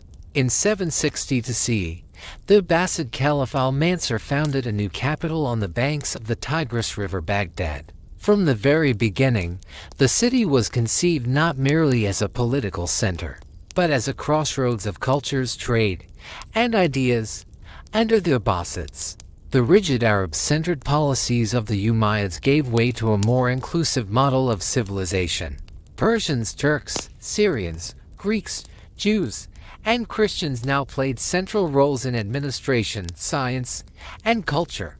Islam became not the faith of one people, but the spiritual banner of a truly cosmopolitan world. At the heart of this intellectual revolution stood a legendary institution, the House of Wisdom, or Beit al-Hikmah. It was founded in Baghdad under the Caliph Harun al-Rashid in the late 8th century and reached its greatest brilliance under his son Al-Mun in the early 9th century. The House of Wisdom was not simply a library. It was a research institute, a translation bureau, and a forum of debate where scholars of many religions and cultures worked side by side. Muslims, Christians, Jews, Persians, Arabs, and Syrians gathered in the same halls, united by a common devotion to knowledge. Here, the works of Aristotle, Plato, Hippocrates, Euclid, and Ptolemy were translated from Greek into Arabic with extraordinary care. At a time when much of Europe had lost direct access to the scientific heritage of antiquity, Baghdad became the guardian of ancient wisdom. But the scholars of the House of Wisdom did not merely preserve the past, they transformed it. Among the towering figures of this age was Al-Khwarizmi, the father of algebra and the man whose name gave the world the word algorithm. Working at the House of Wisdom, he introduced Indian numerals, including the concept of zero, into Islamic mathematics, an innovation that forever changed how humanity calculates, measures, and understands numbers. Another giant of this era was Ibn Sina, known in the West as Avicenna. He synthesized Greek philosophy with Islamic theology and produced encyclopedic works on medicine, logic, metaphysics, and natural science. His canon of medicine would remain a foundational medical textbook in both the Islamic world and Europe for centuries. The translation movement itself was powered by extraordinary scholars such as Hunayn ibn Ishaq, a Christian physician and linguist from Baghdad. He translated hundreds of works by Hippocrates and Galen into Arabic and Syriac, often correcting earlier errors and establishing standards of scientific precision that shaped generations of physicians. This intellectual awakening was fueled by the fusion of three great traditions. From India came advanced mathematics and trigonometry. From Greece came philosophy, logic, and natural science. From Persia came systems of administration, court culture, and literary refinement. This synthesis produced entirely new schools of thought. The philosopher Al-Kindi, often called the first Arab philosopher, sought to harmonize Greek reason with Islamic revelation. Later, Al-Farabi wrote influential works on metaphysics and the ideal state, drawing inspiration from Plato while reimagining his ideas through the lens of monotheism. Knowledge flowed freely through Baghdad like the waters of the Tigris itself. Astronomers charted the stars with unprecedented accuracy. Physicians built hospitals open to all. Chemists refined distillation and experimental methods. Geographers mapped the known world from the Atlantic to the edges of China. At the same time, culture flourished. Poetry, music, calligraphy, and storytelling reached new heights. The spirit of this age would later echo in works like 1001 Nights, whose layered narratives reflect the richness of Abbasid urban life. Yet even as the light of knowledge burned brightly, the political structure beneath it slowly began to change. The early strength of Abbasid's central authority gradually gave way to decentralization. Provincial governors gained autonomy. Military commanders increased their power. The Caliph remained a sacred symbol, but real authority increasingly shifted into many hands. Still, for centuries, Baghdad remained the intellectual capital of the world, a city where faith and reason met not as enemies, but as partners in the search for truth.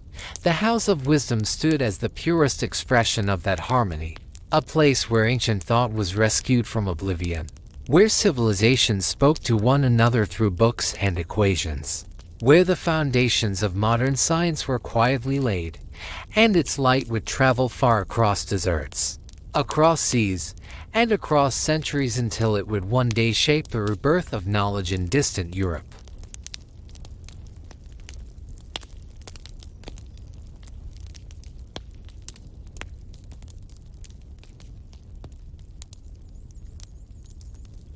Crises and religious debates. In the early Abbasid period, the Caliphate still appeared powerful, unified, and confident in its destiny.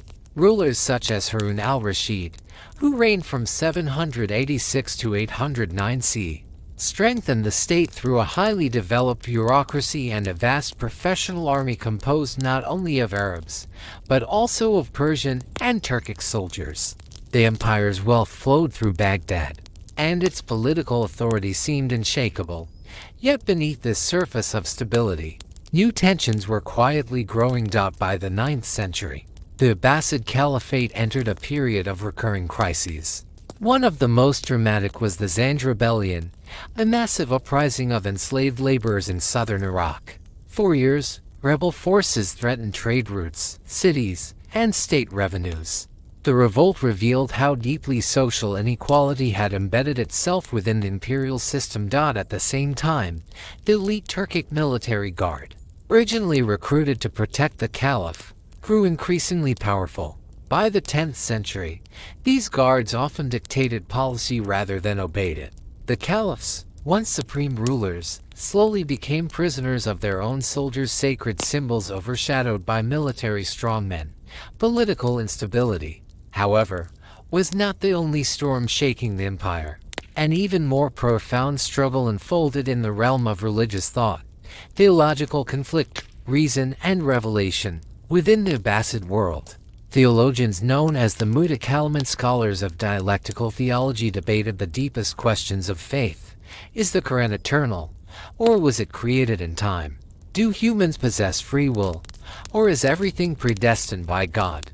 Under the Caliph al-Mun, who ruled in the early 9th century, the rationalist school known as the Mutazilites gained imperial support. In 827 CE, they proclaimed that the Quran was created, not eternal, an idea that challenged the traditional Sunni belief in the divine and created Word of God. This theological stance was enforced through a state-sponsored inquisition known as the Minna. Judges, scholars, and jurists were tested and pressured to affirm the new doctrine.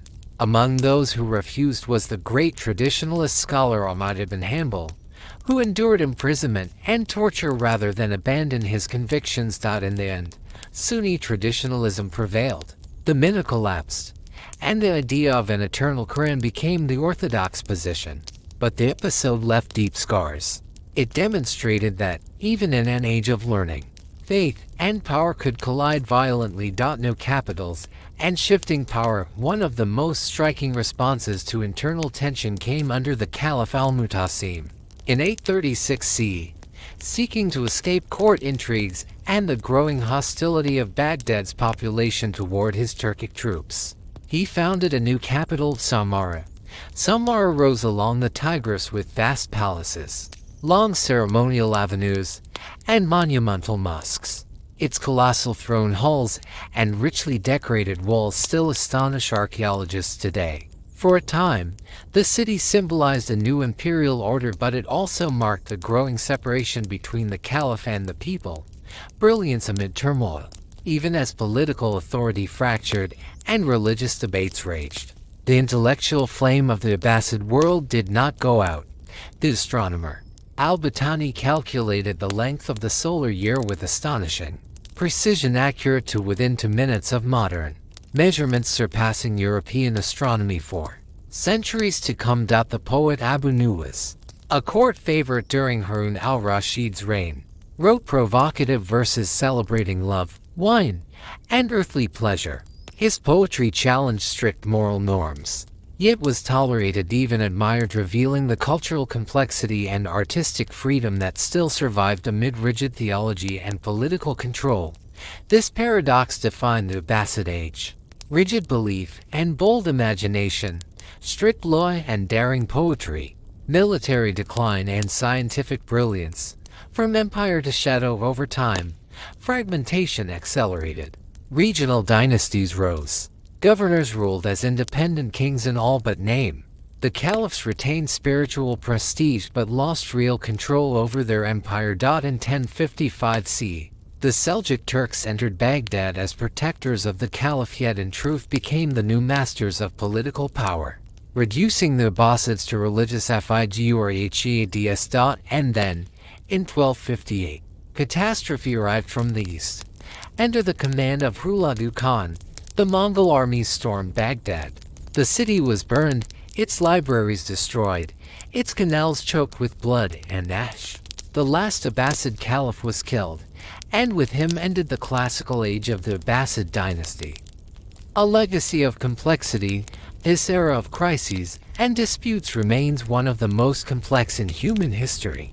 It was an age of towering intelligence and brutal power struggles, of open inquiry and enforced belief, of dazzling science and political collapse. Yet its legacy would not vanish with the fall of Baghdad. Through the preserved sciences of medicine, astronomy, mathematics, and philosophy, the Abbasid world would shape medieval Europe and, through it, the modern world. Through its struggles with faith and authority, it would define the spiritual identity of Islam for centuries. This was not merely the story of a dynasty. It was the story of how science, belief, and power collided at the heart of civilization.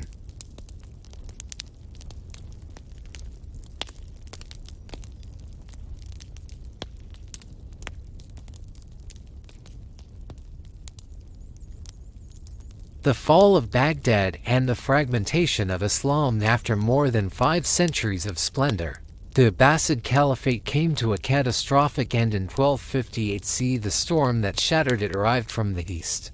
Under the command of Hulagu Khan, grandson of Genghis Khan, the Mongol armies advanced toward the heart of the Islamic world. Their target was Baghdad, for centuries the brightest jewel of Islamic civilization. After a brutal siege, the Mongols entered the city and unleashed one of the most devastating destructions in human history. Libraries, schools, palaces, and hospitals were burned. The legendary House of Wisdom, the heart of the world's scientific memory, was annihilated. Countless manuscripts were cast into the Tigris River, whose waters, according to chroniclers, ran black with ink and red with blood. Tens of thousands of inhabitants were killed. The Abbasid Caliph al-Musta'sim was captured and executed, wrapped in a carpet and trampled by horses, so that no royal blood would touch the earth, according to Mongol custom. With this act, the golden age of Islam came to a violent close. The end of unity. The fall of Baghdad did not mark the end of Islam as a faith or a civilization, but it shattered the Caliphate as a unifying political institution. The once centralized Islamic world broke apart into fragmented regional powers, each adapting to a new and uncertain reality. The Abbasid lineage survived only nominally. Under the protection of the Mamluks, shadow caliphs were later installed in Cairo, where they held a purely symbolic religious role until 1517. Political authority, however, had passed permanently into other hands. The Islamic world entered an era of fragmentation, rivalry, and transformation. New centers of power from the ruins of the old order.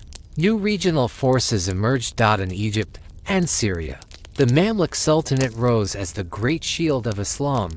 Their defining moment came in the Battle of Ain Jalut in 1260 CE, where the Mamluk army, under Sultan Qutuz and his general Baybars, inflicted the first decisive defeat ever suffered by the Mongols. This victory halted Mongol expansion toward the Mediterranean and made Cairo the new political and cultural capital of the Islamic world. In Persia and Iraq, the Mongol rulers themselves established the Ilkhanate state founded by Hulagu Khan. Over time, many of these Mongol rulers embraced Islam, especially under Ghazan Khan in the late 13th century.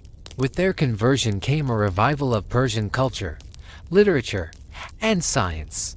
Poets such as Sa'di and Rumi flourished in this renewed environment, shaping Persian Islamic thought for centuries. In the Indian subcontinent, the Delhi Sultanate, founded earlier in 1206, survived the chaos of the Mongol invasions. Under rulers such as Alauddin Khalji, Delhi repelled Mongol attacks and expanded its dominion, laying the foundations for a powerful Islamic civilization in South Asia. In the Maghreb, far from the Mongol devastation, dynasties such as the Hafsid rulers of Tunis preserved independence and became heirs to the legacy of Al-Andalus, sustaining scholarship, trade, and Islamic governance in North Africa. The spiritual refuge, Sufism. After the collapse, as political structures crumbled, Sufism rose as a powerful force of continuity and healing. While empires fell, Sufi brotherhoods became spiritual sanctuaries for millions. Orders such as the Naqshbandi and Qadiri spread across the Islamic world, offering stability where states could not. They preserved religious life among ordinary people, taught discipline, charity, and inner transformation, and quietly carried Islamic identity across borders and centuries. One of the towering figures of this age was Jalal ad-Din Rumi, living in Konya during the 13th century. His mystical poetry in the Masnavi spoke of divine love, loss, and reunion. From his teachings rose the Mevlevi order, famous for the whirling dervishes, whose dance embodies the soul's journey toward God. Another profound influence came from Ibn Arabi, whose doctrine of the unity of being reshaped Islamic metaphysics, theology, and mysticism across the Muslim world. Culture. After the destruction of Baghdad lay in ruins, knowledge did not entirely vanish. A remarkable survivor of the Mongol catastrophe was the astronomer and philosopher Nasr al-Din al-Tusi. Under Mongol patronage, he founded the Mariga Observatory, preserving and advancing astronomical science even after the collapse of Abbasid institutions. In Persia, miniature painting illustrating epic poems, legends, and court life blossomed under the Ilkhanids, giving rise to a vibrant new visual culture. In Egypt, former slaves rose to become rulers. One such figure, Sultan Baybars, built mosques, schools, and fortifications across Cairo and Damascus. Institutions such as El-Azhar Mosque grew into lasting centers of scholarship, becoming symbols of Islamic renewal after catastrophe, destruction, and renewal of the Mongol invasion, and the fall of Baghdad destroyed the old imperial order, but they did not destroy Islam. Instead, the Islamic world reorganized itself into multiple cultural and political centers rather than a single universal empire. New dynasties emerged, new artistic traditions flourished, new spiritual currents reshaped religious life. What was lost was the dream of a single unified caliphate. What was gained was a diverse, resilient, decentralized Islamic civilization spread across 3 continents, enriched by regional traditions, and sustained by faith rather than imperial power alone. The fall of Baghdad thus marks not only an ending, but also a transformation. From ashes rose new worlds, from ruins emerged new voices, and through crisis, Islam revealed one of its most enduring strengths: the power to survive, adapt, and renew itself across the centuries.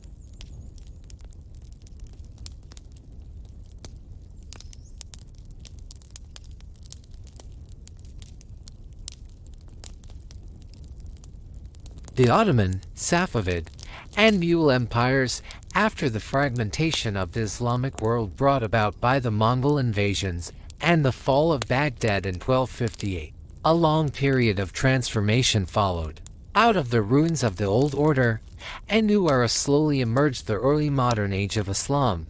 From the 15th to the 17th centuries, 3 great Muslim empires rose to dominate vast regions of the known world: the Ottoman Empire, the Safavid Empire, and the Mughal Empire. Together, they reshaped the political, cultural, and spiritual landscape of the Islamic world. These were not merely empires of conquest. They were great laboratories of civilization, in which Islam took on new forms, absorbed local traditions, and expressed itself through law, poetry, architecture, and imperial power. Each empire interpreted Islam in its own distinct way. Each created unique systems of governance and identity. Each left behind monuments that still astonish the world. The Ottoman Empire, guardians of the Caliphate, The Ottomans rose from a small frontier principality in Anatolia to become the most powerful Muslim empire in history. Their defining moment came in 1453, when Mehmed II captured Constantinople, ending the Byzantine Empire and transforming the city into Istanbul, the new heart of Islamic power. The Ottomans later assumed the title of caliphs, presenting themselves as the political and spiritual leaders of the Sunni Muslim world. From the Balkans and North Africa to Arabia and Mesopotamia, their rule stretched across 3 continents. Their state was built on a highly organized bureaucracy, professional armies, and a sophisticated legal system that combined Islamic law Sharia with imperial regulations. One of their most famous institutions was the Janissary Corps, an elite army formed from converted Christian youths trained to serve the Sultan with absolute loyalty. Ottoman culture flowered in architecture and art. Enter Suleiman the Magnificent. Magnificent mosques, bridges, and palaces rose across the empire.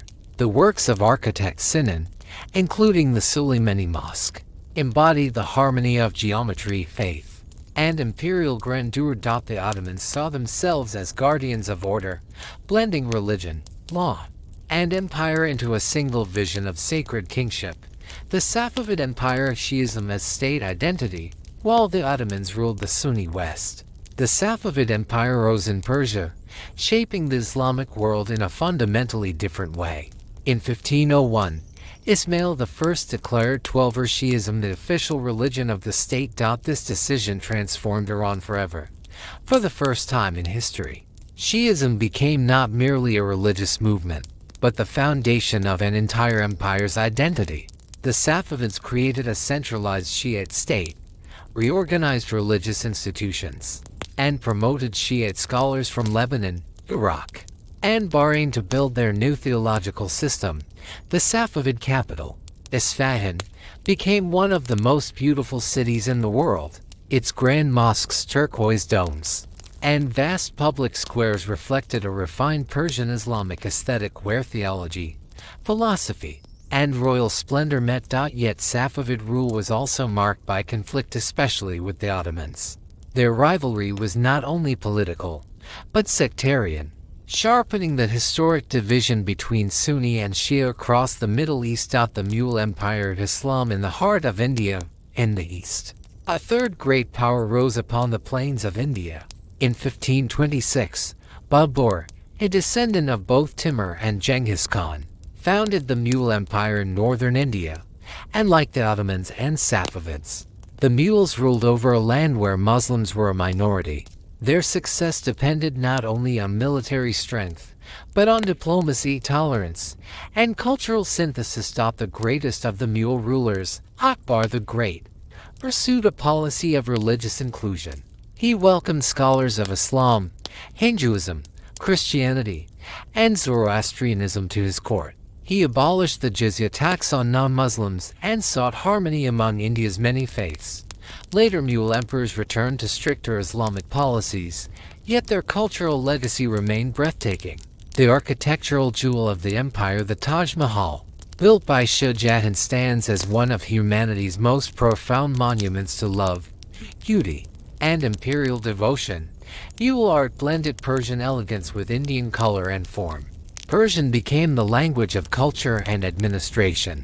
From this fusion emerged new literary and artistic worlds that still shape South Asian culture today. 3 empires, 3 visions of Islam together. These 3 empires defined the Islamic early modern world. The Ottomans linked Islam to universal imperial rule and Sunni political authority. The Safavids fused Islam with Shiite identity and Persian statehood. The Mughals embedded Islam within a multi-religious, pluralistic civilization. They were rivals and sometimes enemies. Yet together they formed a vast interconnected world of trade, scholarship, warfare, diplomacy, and faith. From the Mediterranean to the Indian Ocean, power, faith, and the seeds of change.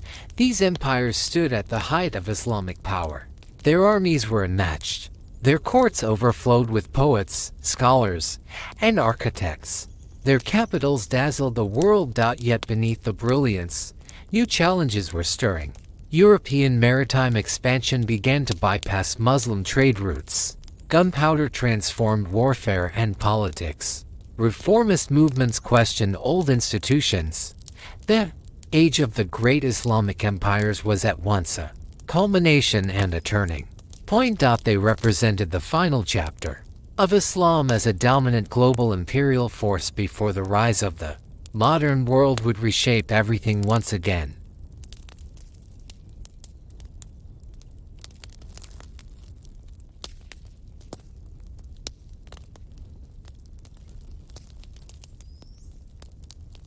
The Ottoman Empire. Let us now descend into the world of the Ottomans, the longest-lasting and most powerful of the great Islamic empires. The story of the Ottoman state begins modestly at the end of the 13th century, when Osman I, the leader of a small Turkic tribe in northwestern Anatolia, began to expand his fragile frontier domain at the edge of the collapsing Byzantine world. From his name Osman, the empire itself would take its identity Ottoman. For more than 6 centuries, this small frontier principality would grow into a world power. Its golden age arrived in the 16th century, under the reign of Suleiman the Magnificent. In Europe he was remembered as the Magnificent. In the Islamic world he was known as Kanuni the Lawgiver. Under his rule, the Ottoman state reached the height of its military, political, legal, and cultural power. The empire now stretched from Hungary to the Persian Gulf, and from Algeria to the Caucasus. The Ottomans followed Sunni Islam, primarily within the Hanafi school of law, known for its flexibility and pragmatic legal reasoning. For them, the Sultan was not only a worldly ruler, but also the protector of the faith and guardian of Islamic order. Constantinople becomes Istanbul in 1453. One of the most decisive moments in world history unfolded. Mehmed II conquered Constantinople, ending the Byzantine Empire that had endured for over 1,000 years. The city was transformed into Istanbul, the new capital of the Ottoman world. The city became the beating heart of Islam in the Mediterranean. Churches were converted into mosques, trade flourished, and scholars and artists gathered from across the empire. The great Basilica of Hagia Sophia became the spiritual symbol of Ottoman triumph and continuity. In 1517, another transformation followed. Saladin, known as the Grim, conquered Egypt, defeated the Mamluks, and deposed the last symbolic Abbasid Caliph in Cairo. With this act, the Ottomans assumed the title of Caliph, presenting themselves as leaders of the Sunni Muslim world. Interestingly, this title at first served more as a political instrument of legitimacy than a purely spiritual calling. Among Islamic scholars, debates continued about whether true religious authority could be transferred by conquest alone. Law, empire, and the millet system. Ottoman governance rested on a dual foundation: Sharia, Islamic sacred law, and Canaan, the Sultan's imperial decrees. The Canaan regulated taxation, military service, trade, and even everyday matters such as dress codes and the permitted size of turbans. This legal flexibility allowed the empire to rule over immense religious and ethnic diversity without destroying local customs. One of the most distinctive features of Ottoman rule was the millet system. Religious communities, Orthodox Christians, Armenians, Jews, and others were granted limited autonomy. They ran their own courts, schools, and religious institutions under the supervision of the state. This system preserved social stability in a deeply pluralistic empire. Culture, a synthesis of 3 worlds. Ottoman culture was a living synthesis of 3 great traditions: Byzantine splendor, inherited from Constantinople; Paris refinement, inherited through literature and court culture; Turkic simplicity, inherited from steppe traditions. Poetry blossomed at court. One of the greatest poets of the empire was Fuzuli, who wrote in Turkish, Arabic, and Persian, weaving mystical love, longing, and metaphysical reflection into timeless verse. Architecture reached its absolute zenith under the genius of Mimar Sinan. His masterpiece, the Soleimani Mosque, built in the 1550s, rose over Istanbul with a vast dome inspired by Hagia Sophia and 4 slender minarets reaching toward the sky. It symbolized the union of faith, geometry, and imperial power. A striking detail of history: Sinan was the son of a Christian family and had entered Ottoman service through the Devshirme, the levy of boys from non-Muslim families for state service. He trained as a soldier and engineer. He would go on to design over 300 mosques, bridges, palaces, and aqueducts, shaping the visual identity of the entire empire. The Janissaries and the power of reform from the Devshirme system also emerged. The elite Janissary Corps, the most disciplined standing army of its time. Converted to Islam, trained from childhood, and loyal only to the Sultan, the Janissaries became the backbone of Ottoman military dominance for centuries. Within the empire, religious life was equally diverse. Alongside official Sunni institutions, Sufi orders flourished.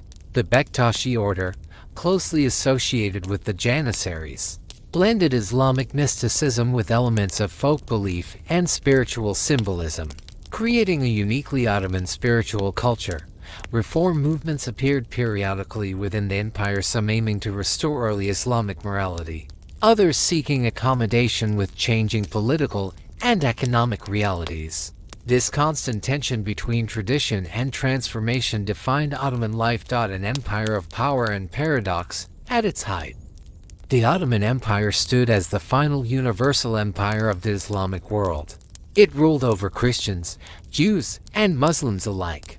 It commanded the Mediterranean, the Balkans, the Arab world, and the holy cities of Mecca and Medina.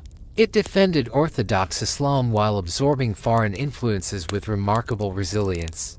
Yet within its brilliance lived deep contradictions: military discipline alongside poetic mysticism, religious law alongside imperial pragmatism, tolerance alongside absolute power. For centuries, the Ottomans held the line between East and West. They were not simply conquerors. They were architects of a world civilization, one that blended sword and scripture, dome and verse, empire and faith. And yet, even in their strength, the seeds of future decline were quietly forming, awaiting the modern age.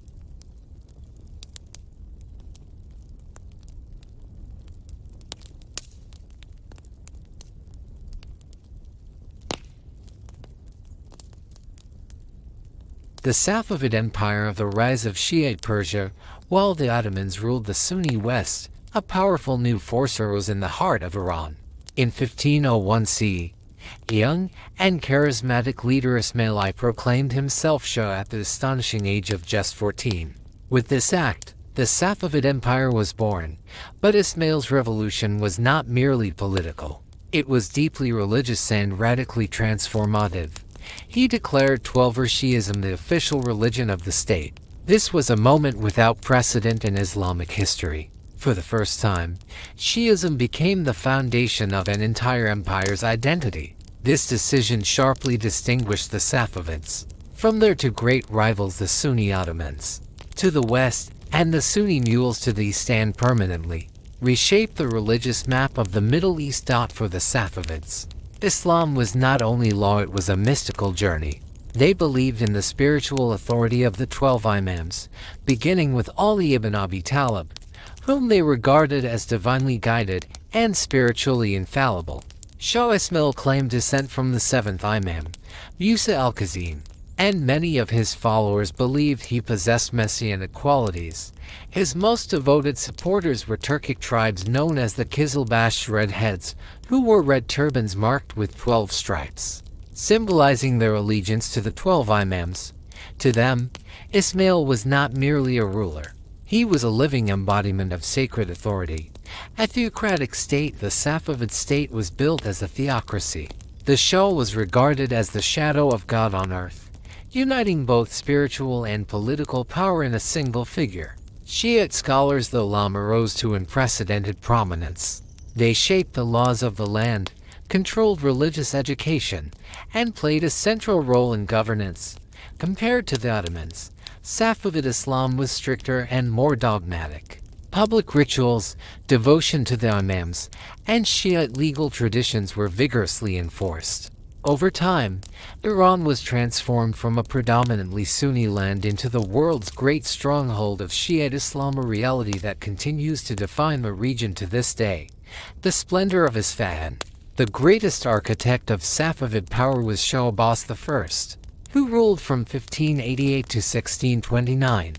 Under his leadership, the Safavid state reached its political, economic, and cultural zenith. He moved the capital to Isfahan, transforming it into one of the most magnificent cities of the early modern world. At its heart lay the vast Naqshi-Jatan square, surrounded by soaring mosques, palaces, and markets.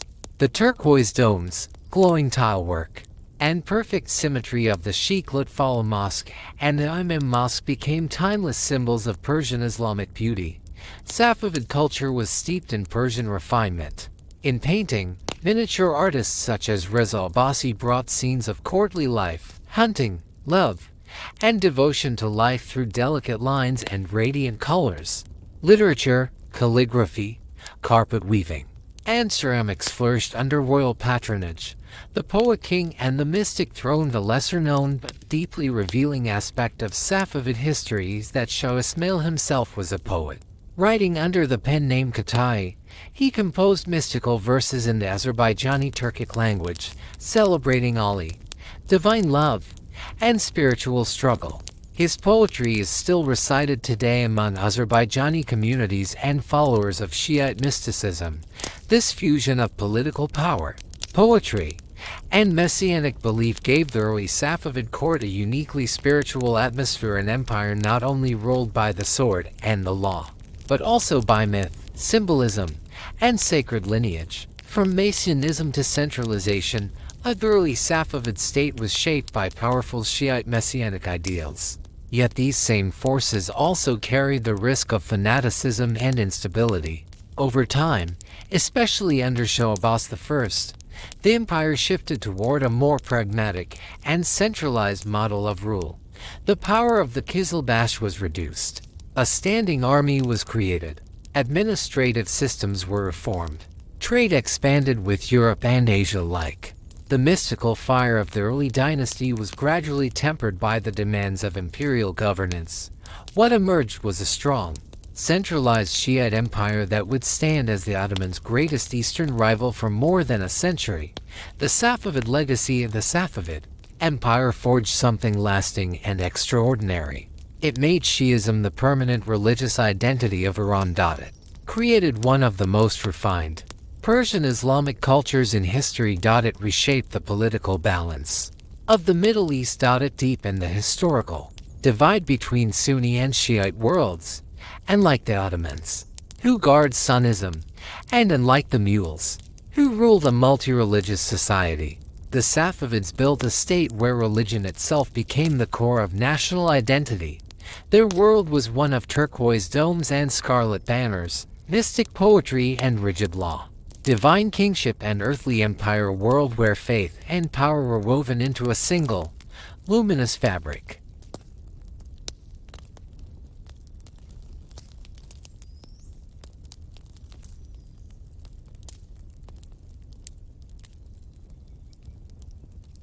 The Mughal Empire of Islam in the heart of India. The Islamic presence in India reached its imperial peak with the rise of the Mughal Empire. Its story begins in 1526, when a young and ambitious conqueror, Babur, a descendant of both Timur and Genghis Khan, defeated the rulers of northern India at the Battle of Panipat and founded a new dynasty. From the very beginning, the Mughal state stood at the crossroads of civilizations: Central Asian, Persian, and Indian. It was here, in this vast and ancient land, that Islam would take on one of its most intricate and beautiful historical forms. The true golden age of the Mughal Empire came under Akbar the Great, who ruled from 1556 to 1605. Akbar was a Sunni Muslim, yet his vision of power went far beyond confessional boundaries. He proclaimed a policy known as Salikal universal peace. Its aim was nothing less than the peaceful coexistence of Muslims, Hindus, Jains, Zoroastrians, and even Christians within a single political and moral order. At his court in Fatehpur Sikri, Akbar gathered theologians, philosophers, and mystics of many faiths. They debated the nature of God, the soul, law, and salvation. From these dialogues emerged one of the most remarkable attempts in history to reconcile religious diversity within a single empire. The Mughal state itself was a centralized monarchy, ruled by the Padishah, the emperor. It possessed a sophisticated bureaucracy, a regulated system of land revenue, and a powerful military administration. Sharia existed, but it was applied with flexibility, woven together with local customs and imperial decrees. Law was not imposed harshly, but adapted to the complex religious fabric of India. Splendor in stone, art, and architecture, Mughal culture became one of the most breathtaking syntheses in world history. Persian elegance, Indian ornamentation, and Central Asian geometry fused into a brilliant artistic language. Its most luminous symbol is the Taj Mahal, built in 1632 by Shah Jahan in memory of his beloved wife Mumtaz Mahal, rising in white marble above the Yamuna River. Its perfect symmetry and luminous surfaces seem to dissolve into light itself. It is not only a tomb, it is one of humanity's purest architectural meditations on love, mortality, and eternity. Mughal painting reached extraordinary refinement in its miniature art, illustrating royal chronicles, battles, gardens, hunts, and intimate court life. Even the memoirs of Babur himself, the Baburnama, were adorned with rich illustrations, blending history with visual poetry. Poet emperors and the culture of the court. One of the most remarkable features of Mughal civilization was that its rulers were not only warriors and administrators but also poets, writers, and thinkers. Babur wrote lyrical descriptions of Indian landscapes, rivers, and gardens with the sensitivity of a wandering poet. Jalandhar composed verses and kept detailed memoirs of court life and nature. And Shah Jahan left behind tender poems devoted to Mumtaz Mahal, transforming grief into timeless stone. Here, imperial power walked hand in hand with artistic sensitivity. The court was a place not only of command but of contemplation, tolerance, and return to orthodoxy. During Akbar's reign, the Mughal vision of Islam was inclusive, dialogical, and experimental. Yet this openness was not without resistance. Many Orthodox scholars viewed his syncretic tendencies with suspicion. After Akbar, the empire gradually moved back towards stricter Sunni norms. The most dramatic turn came under Aurangzeb, who seized power in 1658. He restored stronger application of Sharia, reintroduced religious taxes, and pursued a policy of Islamic orthodoxy. Though his reign expanded the empire territorially, it also deepened internal tensions. Under Aurangzeb, the harmony cultivated by Akbar slowly gave way to religious polarization and political strain. Three empires, three souls of Islam. Thus, by the early modern age, the Islamic world stood upon three grand imperial pillars, each reflecting a distinct spiritual temperament.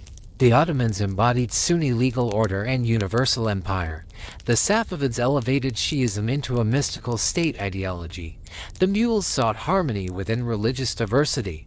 Different in creed, governance, and culture, they together created one of the most magnificent mosaics of civilization humanity has ever known, the threshold of the modern world.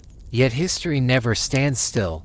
After the age of the great Islamic empires Ottoman, Safavid, and Mughal, the Muslim world entered a turbulent and painful transformation between the 18th and 20th centuries. The ancient balance of power began to collapse under the pressure of forces never before encountered. The Industrial Revolution, born in Europe, altered the logic of wealth, war, and technology. Colonial expansion swept across Muslim lands, and ideas of the Enlightenment challenged traditional authority, science, and faith. European powers Britain, France, and Russia extended control over vast territories of the Islamic world, from North Africa to South Asia, from the Caucasus to the Indian Ocean. Empires that had once ruled continents now face conquest, division, and dependency. For Muslim societies, A new and agonizing question emerged: how could faith and identity survive in a world no longer shaped by Islamic power? How could ancient tradition speak within a modern, industrial, colonial order? The centuries that followed would become an age of loss and rebirth, resistance and reform, crisis and rediscovery, a struggle not only for land and sovereignty, but for meaning itself. And it is within this storm that the modern Islamic world would be born.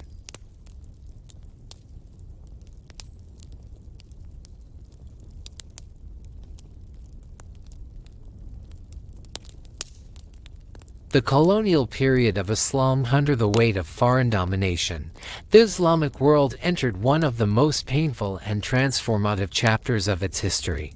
Conquest no longer came from rival Muslim empires. It now arrived from industrialized European powers, armed not only with armies, but with new ideologies, technologies, and models of civilization. In response to this overwhelming pressure, new currents of Islamic thought emerged. Some called for reform from within. Others sought political resistance through religion. Still others attempted to reconcile faith with modern science and philosophy. Reformism, Islamism, modernism. Each offered a different path through a world that was rapidly losing the familiar structures of the past. The age of colonial domination. By the 19th century, colonialism struck the Islamic world with unprecedented force. By the early 20th century, almost the entire Muslim-majority world had fallen under foreign rule. British Empire dominated India, Egypt, and large parts of the Arabian Peninsula. France seized Algeria, Tunisia, and Morocco. Russian Empire absorbed Central Asia and the Caucasus. Later, European powers would divide the remains of the Middle East into artificial borders that ignored tribal, ethnic, and religious realities. The Ottoman Empire, once the guardian of the Caliphate and ruler of 3 continents, now stood exhausted and weakened. European diplomats called it the sick man of Europe. And then came the final blow. In 1924, the last Ottoman Caliph, Abdülmecid II, was stripped of authority. The Caliphate was officially abolished. For the first time in nearly 13 centuries, the Muslim world found itself without a caliph. The shock was profound. It was not merely the loss of a ruler. It was the loss of a symbol of unity, the echo of an unbroken political memory stretching back to the death of the Prophet. The cultural earthquake of colonialism brought more than political domination. It unleashed a cultural earthquake. Western ideas, secularism, nationalism, scientific rationalism, liberalism, and the concept of constant progress flooded into Muslim societies through schools, administrations, and economic systems imposed by foreign powers. Traditional structures of education weakened. Religious courts were replaced by colonial legal codes. Languages shifted. Social hierarchies were restructured. For many Muslims, this was not simply modernization, it was disorientation. Yet Islam did not retreat into silence. It responded. 3 paths of response faced with domination and cultural shock. Muslim thinkers forged 3 broad responses. Reformism sought to awaken Islam from what many saw as stagnation. Reformers argued that decline came not from faith itself, but from abandoning its original ethical and intellectual spirit. They called for the revival of ijtihad, independent reasoning, and for education grounded in both revelation and science. Islamism saw political weakness as a result of abandoning Islamic governance. It called for religion to once again shape state and society, not as a private belief, but as a comprehensive system of law and public life. Modernism attempted a bold synthesis. Islam could remain spiritually intact while fully embracing modern science, democracy, and human rights. These streams did not exist in isolation. They overlapped, clashed, and intertwined, forming the ideological map of the modern Muslim world. Voices of awakening. Among the most influential voices of this era stood Jamal al-Din al-Afghani, a tireless traveler and revolutionary thinker. He preached pan-Islamic unity as the only defense against imperial domination. He urged Muslims to reclaim intellectual confidence and political independence. In South Asia, the poet-philosopher Muhammad Iqbal reimagined Islam as a dynamic, creative force. Through poetry and philosophy, he called Muslims to rediscover their inner power, their moral responsibility, and their freedom of thought. His ideas would later inspire the birth of new Muslim nation-states. In Iran, the sociologist and revolutionary intellectual Ali Shariati fused Shiite spirituality with social justice and anti-colonial struggle. He presented Islam not as ritual alone, but as a force of liberation, resistance, and moral transformation. These thinkers did not speak with one voice. Yet together they reshaped how millions of Muslims understood faith in a world no longer ruled by Muslim power. Islam beyond the historic heartlands.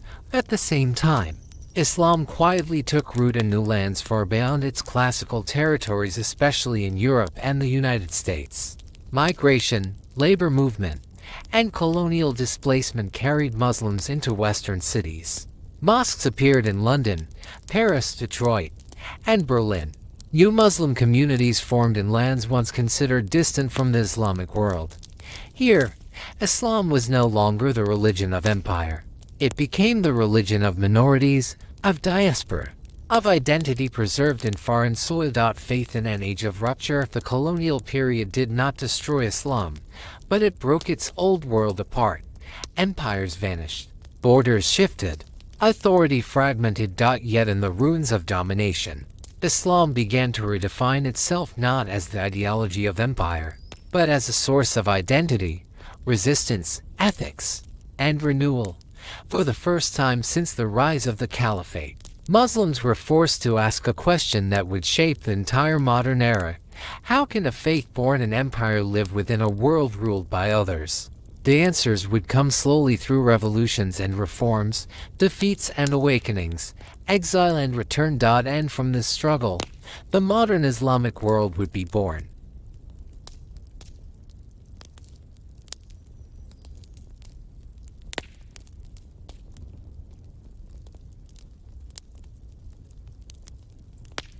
Reformism in the Islamic world. Reformism became one of the earliest and most thoughtful responses to the colonial shock that swept through the Islamic world.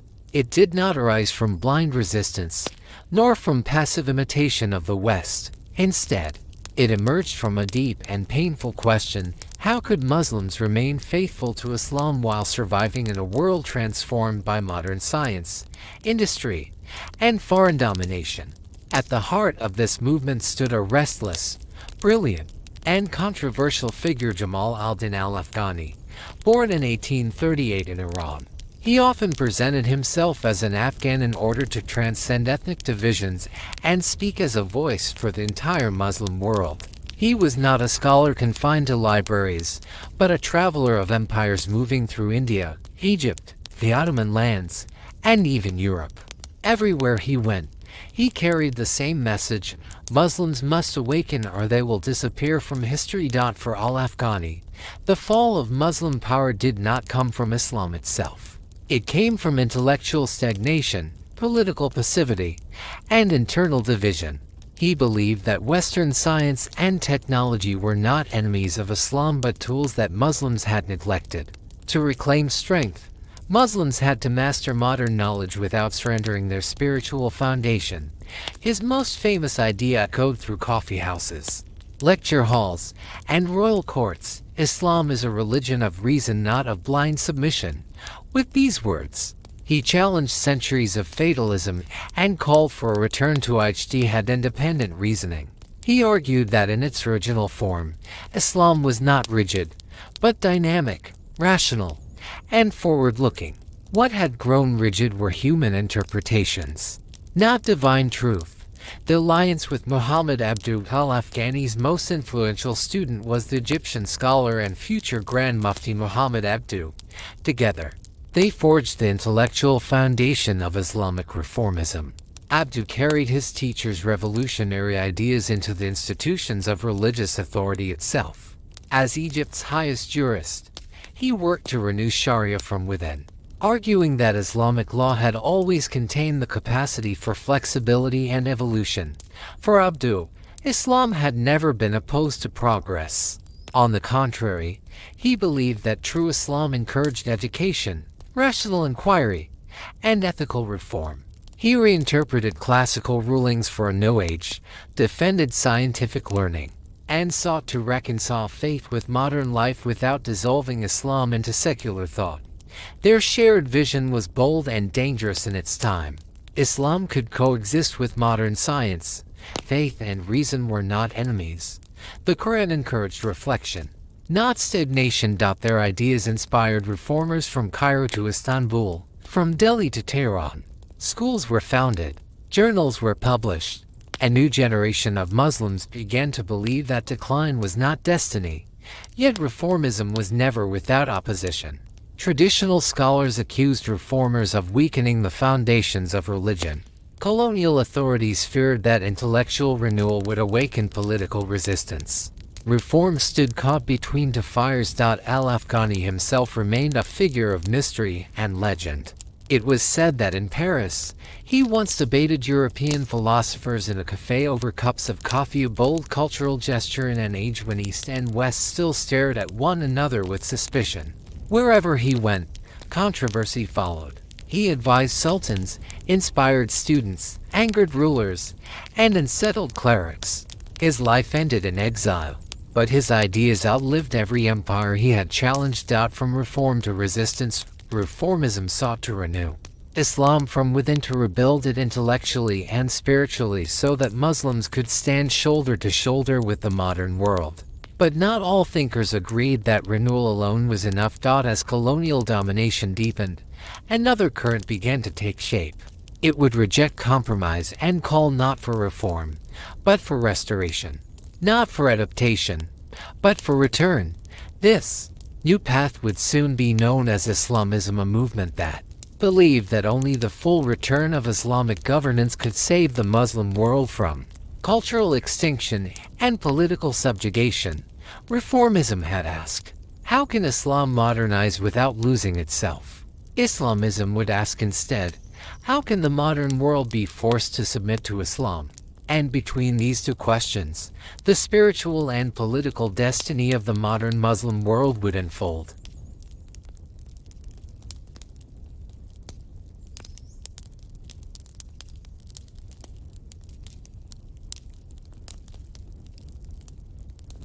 Islamism ideas and influence. If reformism sought to renew Islam through reason and adaptation, Islamism emerged as a reaction of resistance, a call not to reinterpret the faith, but to restore it in its full political and social authority. For Islamists, the crisis of the Muslim world was not primarily intellectual. It was moral and political. They believed that Muslims had lost power because they had abandoned divine law in favor of foreign systems imposed by colonial rulers. The solution, they argued, was not synthesis with the modern world but a return to Sharia as the foundation of all life. One of the most influential figures of this movement was Hasan al-Banna. In 1928, in Egypt, he founded the organization known as Muslim Brotherhood. What began as a small circle of teachers and workers soon grew into the most powerful Islamist movement of the 20th century. Al-Banna believed that Western cultural influence was corrupting the Muslim soul. He saw secular education, Western dress, European legal systems, and colonial governance as signs of a deeper spiritual defeat. His answer was radical in its clarity: the Quran is our constitution. To him, Islam was not simply a personal faith. It was a complete system of life: politics, law, economy, ethics, family, education. Everything, he believed, must be rebuilt on the foundation of divine guidance. The power of the street. Unlike many elite reform thinkers, Islamists spoke directly to the poor, the displaced, and the humiliated, those who lived under the shadow of colonial power and economic injustice. In neighborhoods where modernization brought only poverty and instability, Islamism offered something powerful. Dignity instead of humiliation, certainty instead of confusion, belong instead of alienation. Mosques became centers not only of prayer, but of social organization, charity, education, and political mobilization. Clinics, schools, food distribution, and mutual aid networks strengthened the movement's roots among ordinary people. To many who felt betrayed by westernized elites, Islamism appeared not as extremism but as moral rescue. Yet the movement also carried a harder edge. And like reformists, many Islamists rejected secular democracy, viewing it as a foreign intrusion. They did not wish merely to coexist with modern political systems. They sought to replace them. Modernity, in their eyes, was not neutral. It was spiritually dangerous. A man of paradox, a few knew that Hasan al-Banna himself lived with striking personal contradictions. Despite his rigid vision of society, he was fascinated by precision and order. He was deeply interested in watchmaking, even opening a small workshop to repair and assemble clocks. Time, for him, was a symbol, just as gears must be aligned for a watch to function. Society, too, he believed, must be carefully ordered under divine law. Nothing could be random. Nothing could be left to human whim. His movement expanded rapidly, and with its growth came suspicion, repression, assassination attempts, and political struggle. In 1949, al-Banna was murdered in Cairo, but his ideas survived him and traveled far beyond Egypt out across the Arab world and beyond. Islamism reshaped political imagination. It inspired underground movements, mass parties, revolutions, and conflicts that would dominate the second half of the 20th century. Yet Islamism was not the only answer Muslims gave to the crisis of modernity. Modernism had a different horizon. While Islamism turned toward restoration, another current moved toward synthesis. It asked not how to replace the modern world with Islam but how to reconcile Islam with modernity itself, where Islamism emphasized law, identity, and political power. Modernism focused on individual conscience, freedom of thought, scientific reason, universal ethics, and the inner spiritual meaning of faith. Modernists believed that Islam could survive and even flourish without becoming a political state ideology. They saw faith not as a fortress against the world, but as a bridge between tradition and the future. And it was within this tension between reformism, Islamism, and modernism that the spiritual map of the contemporary Islamic world would take shape. 3 answers to one crisis. 3 paths through the same storm. And from their collision, the modern destiny of Islam would be forged.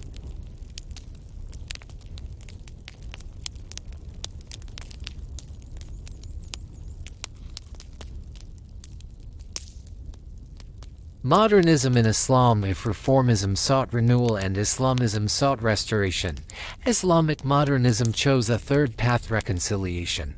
It did not reject the West, nor did it submit to it completely. Instead, it attempted something far more delicate: to unite Islam with the intellectual spirit of modernity. Modernism asked a different question than Islamism had asked. Not how do we rebuild the past, but how do we carry faith into the future without losing its soul? At the heart of this vision stood one of the most luminous figures of modern Islamic thought, Muhammad Iqbal. Muhammad Iqbal, the poet of awakening. Iqbal was born in 1877 in Punjab, then part of British India. He grew into a rare synthesis of worlds: a poet of the East and a philosopher of the West, a jurist and a mystic, a modern thinker with a deeply spiritual heart. He studied in University of Cambridge and earned a doctorate in philosophy in Munich, absorbing European philosophy at its source. He read Kant, Hegel, Nietzsche, and the great architects of Western thought. Yet, unlike many who lost their roots abroad, Iqbal returned to Islam with renewed depth rather than weakened faith. His life's work became a spiritual project of revival. In 1930, he published his philosophical masterpiece, The Reconstruction of Religious Thought in Islam. In it, he argued that Islam was never meant to be a frozen set of doctrines. It was, he said, a living, breathing worldview, capable of growth, reinterpretation, and creative evolution. Through poetry, Iqbal spoke where philosophy alone could not reach. In his famous poem Shikwa, the complaint, he dares to address God directly, asking why Muslims had lost their former greatness.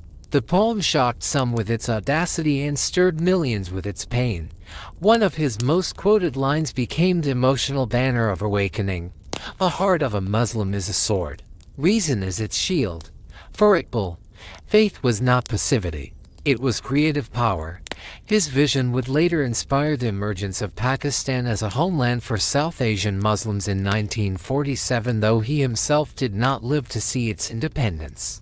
He died in 1938, leaving behind not a political program alone, but a spiritual blueprint for modern Muslim identity. It is often overlooked that this modernist, who embraced science and European philosophy, also found deep inspiration in the medieval mystic Rumi.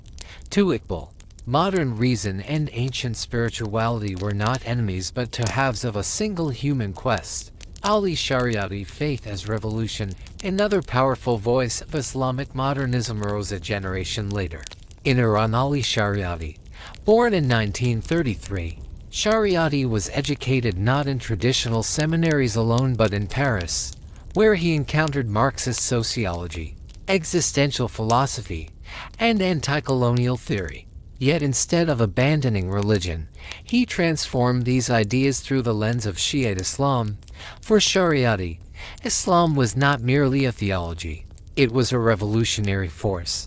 He reinterpreted the tragedy of Ashura and the martyrdom of Karbala not only as historical sorrow, but as an eternal call to resist oppression. His words echoed across lecture halls and secret gatherings. Every day is Ashura. Every place is Karbala. In this sentence, history became a living battlefield between justice and tyranny. Shariati fused Shiite spirituality with social justice, arguing that authentic Islam stood on the side of the oppressed, not the powerful. His lectures electrified Iranian youth. They were copied by hand, recorded on hidden tapes, whispered in universities and bazaars. Despite his modern orientation, Shariati often quoted European existentialists such as Jean-Paul Sartre, using their language of freedom, alienation, and responsibility to awaken Islamic consciousness. In 1977, he died in exile under mysterious circumstances, many believe at the hands of the Shah's security services. 2 years later, the Iranian Revolution of 1979 would unfold with astonishing force, carrying many of his ideas into the heart of political reality. He did not live to witness the revolution he helped ignite, but his voice continued to shape it from beyond the grave. Modernism's inner tension. Islamic modernism walked a fragile path between worlds, between tradition and innovation, between faith and reason, between spiritual depth and political reality. It produced poets, philosophers, jurists, and revolutionaries. Yet it was never a single unified doctrine. It stretched from quiet reinterpretation to fiery social critique. For some, modernism was the last bridge between Islam and the modern world. For others, it was a dangerous compromise. For many, it became the language of awakening in an age of humiliation. 3 answers to 1 crisis. By the dawn of the modern age, the Islamic world stood divided not by geography alone but by 3 philosophical paths. Reformism sought renewal through reason and education. Islamism sought salvation through political, Islamic law. Modernism sought synthesis between faith and modern consciousness. None of these paths would disappear. They would collide, compete, and reshape nations, revolutions, and identities throughout the 20th and 21st centuries. And through their struggle, Islam would continue not as the religion of empire, but as the faith of a world in transformation.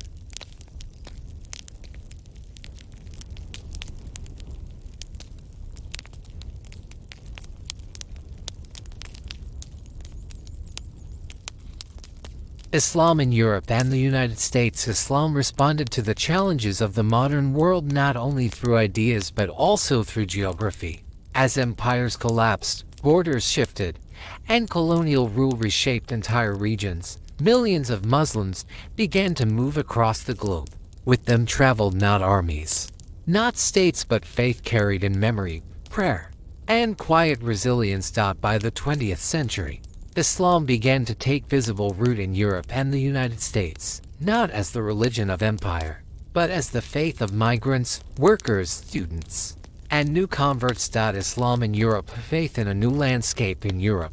Islam arrived largely through migration from South Asia, the Middle East, North Africa, and the Balkans. After 2 world wars, European cities needed labor, and Muslim workers arrived to rebuild shattered economies. What began as temporary migration slowly became permanent settlement. Mosques rose in cities once shaped solely by church bells.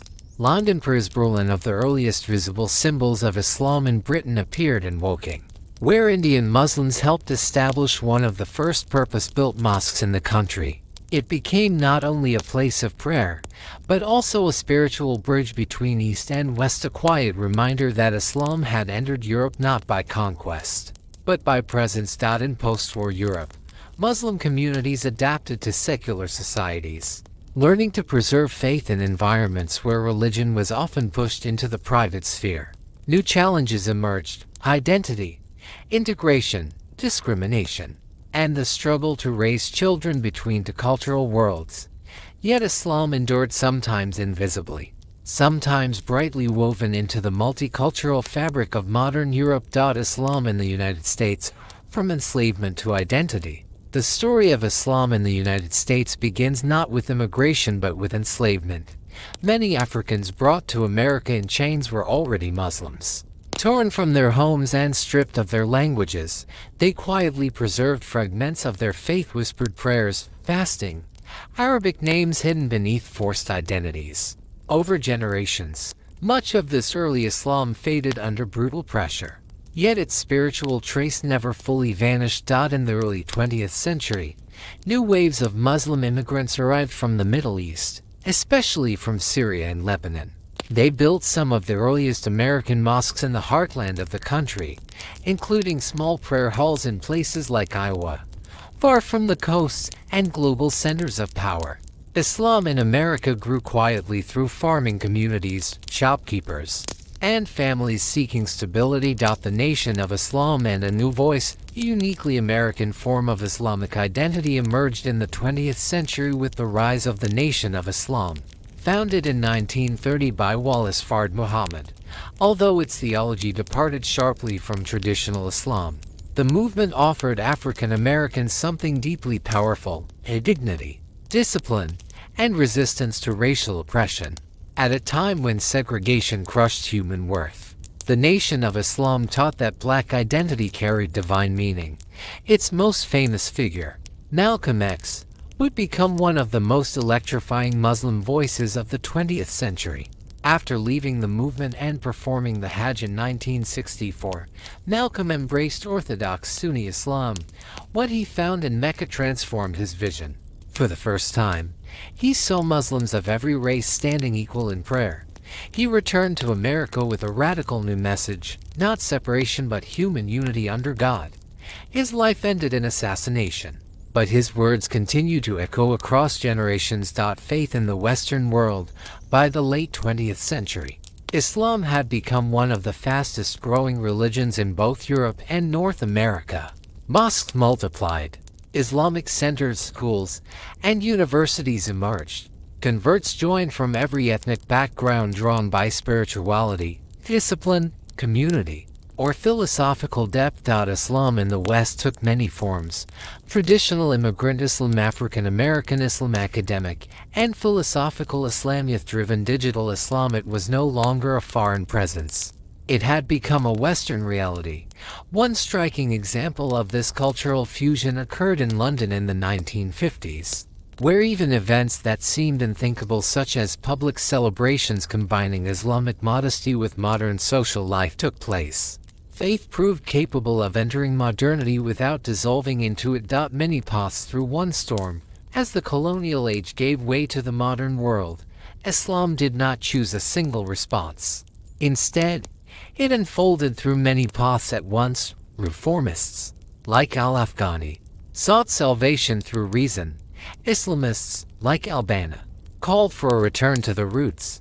Modernists, like Iqbal, dreamed of synthesis. Revolutionaries, like Shariati, turned faith into protest. And in Europe and America, ordinary believers turned Islam into a daily act of survival and adaptation. Colonialism fragmented Muslim lands, but it also awakened Muslim thought, a living faith. The story of Islam in the 19th and 20th centuries proves one essential truth. Islam did not freeze in the past. It continued to breathe, to move, to surprise. From the markets of Cairo to the streets of London, from the villages of Punjab to the neighborhoods of Detroit, Islam reshaped itself again and again, sometimes painfully, sometimes creatively, under the pressure of a changing world. It lost empires, but it gained continents, and as the 21st century approached, Islam stood not as a memory of ancient power but as a global, living, and folding faith, scattered across nations, languages, and histories, still searching, still adapting, still enduring.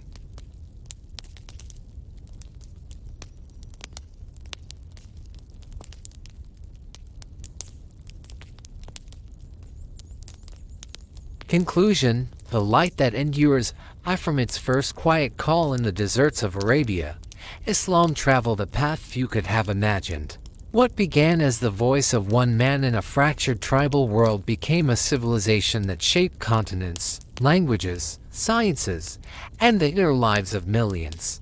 This is not only the history of a religion, it is the story of human longing for meaning, justice, dignity, and truth. We saw how Muhammad united divided tribes in Medina and gave birth to a new moral vision rooted in unity and responsibility. We witnessed how the Umayyad Caliphate and the Abbasid Caliphate raised vast empires and built cities where knowledge became a sacred pursuit. We watched how the Ottoman Empire, the Safavid Empire, and the Mughal Empire created their own unique worlds of faith, power, and beauty. We followed Islam through its darkest trials, from the fires of Mongol invasions to the slow suffocation of colonial domination.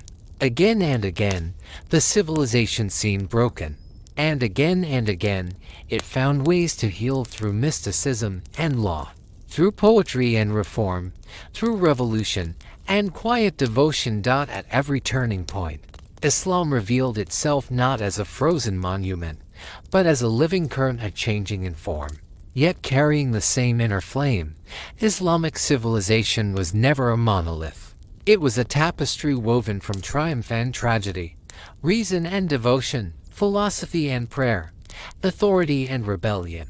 Its thinkers searched for truth in libraries and deserts. Its rulers built palaces and hospitals. Its poets whispered love into the language of God. Its mystics dissolved the boundaries between self and eternity. Its reformers challenged stagnation. Its revolutionaries fought for justice. And through all of this, one question echoed across centuries: how does faith live inside history without losing its soul? A Sufi parable of light. There is a parable in the Sufi tradition that mirrors the entire story we have traced. A traveler once asked a sage, "What is light?" The sage replied, "Light is what you see when the veil is lifted, but it first must be born inside you." Islam has always been like that light. It was never merely an external system of laws and empires. It was an inner flame, carried through time by human hearts, through art and science, through ethics and struggle, through loss and renewal. That flame passed from generation to generation, sometimes bright, sometimes dim, but never fully extinguished. The modern world, and the ancient question today. The world is once again fractured by conflict, fear, technology, and the loss of shared meaning. Identities collide. Civilizations misunderstand one another. The noise of power often drowns out the voice of wisdom. Yet Islam enters the modern age not only with the weight of its past, but with the depth of its inner resources, compassion toward the vulnerable, justice toward the neighbor, responsibility toward societal reflection, toward the self-search for unity within diversity. Its history teaches that civilizations collapse not only from invasion, but from forgetting why they were born. And civilizations endure not only through strength, but through ideas that people are willing to live by. The final lesson of 14 centuries.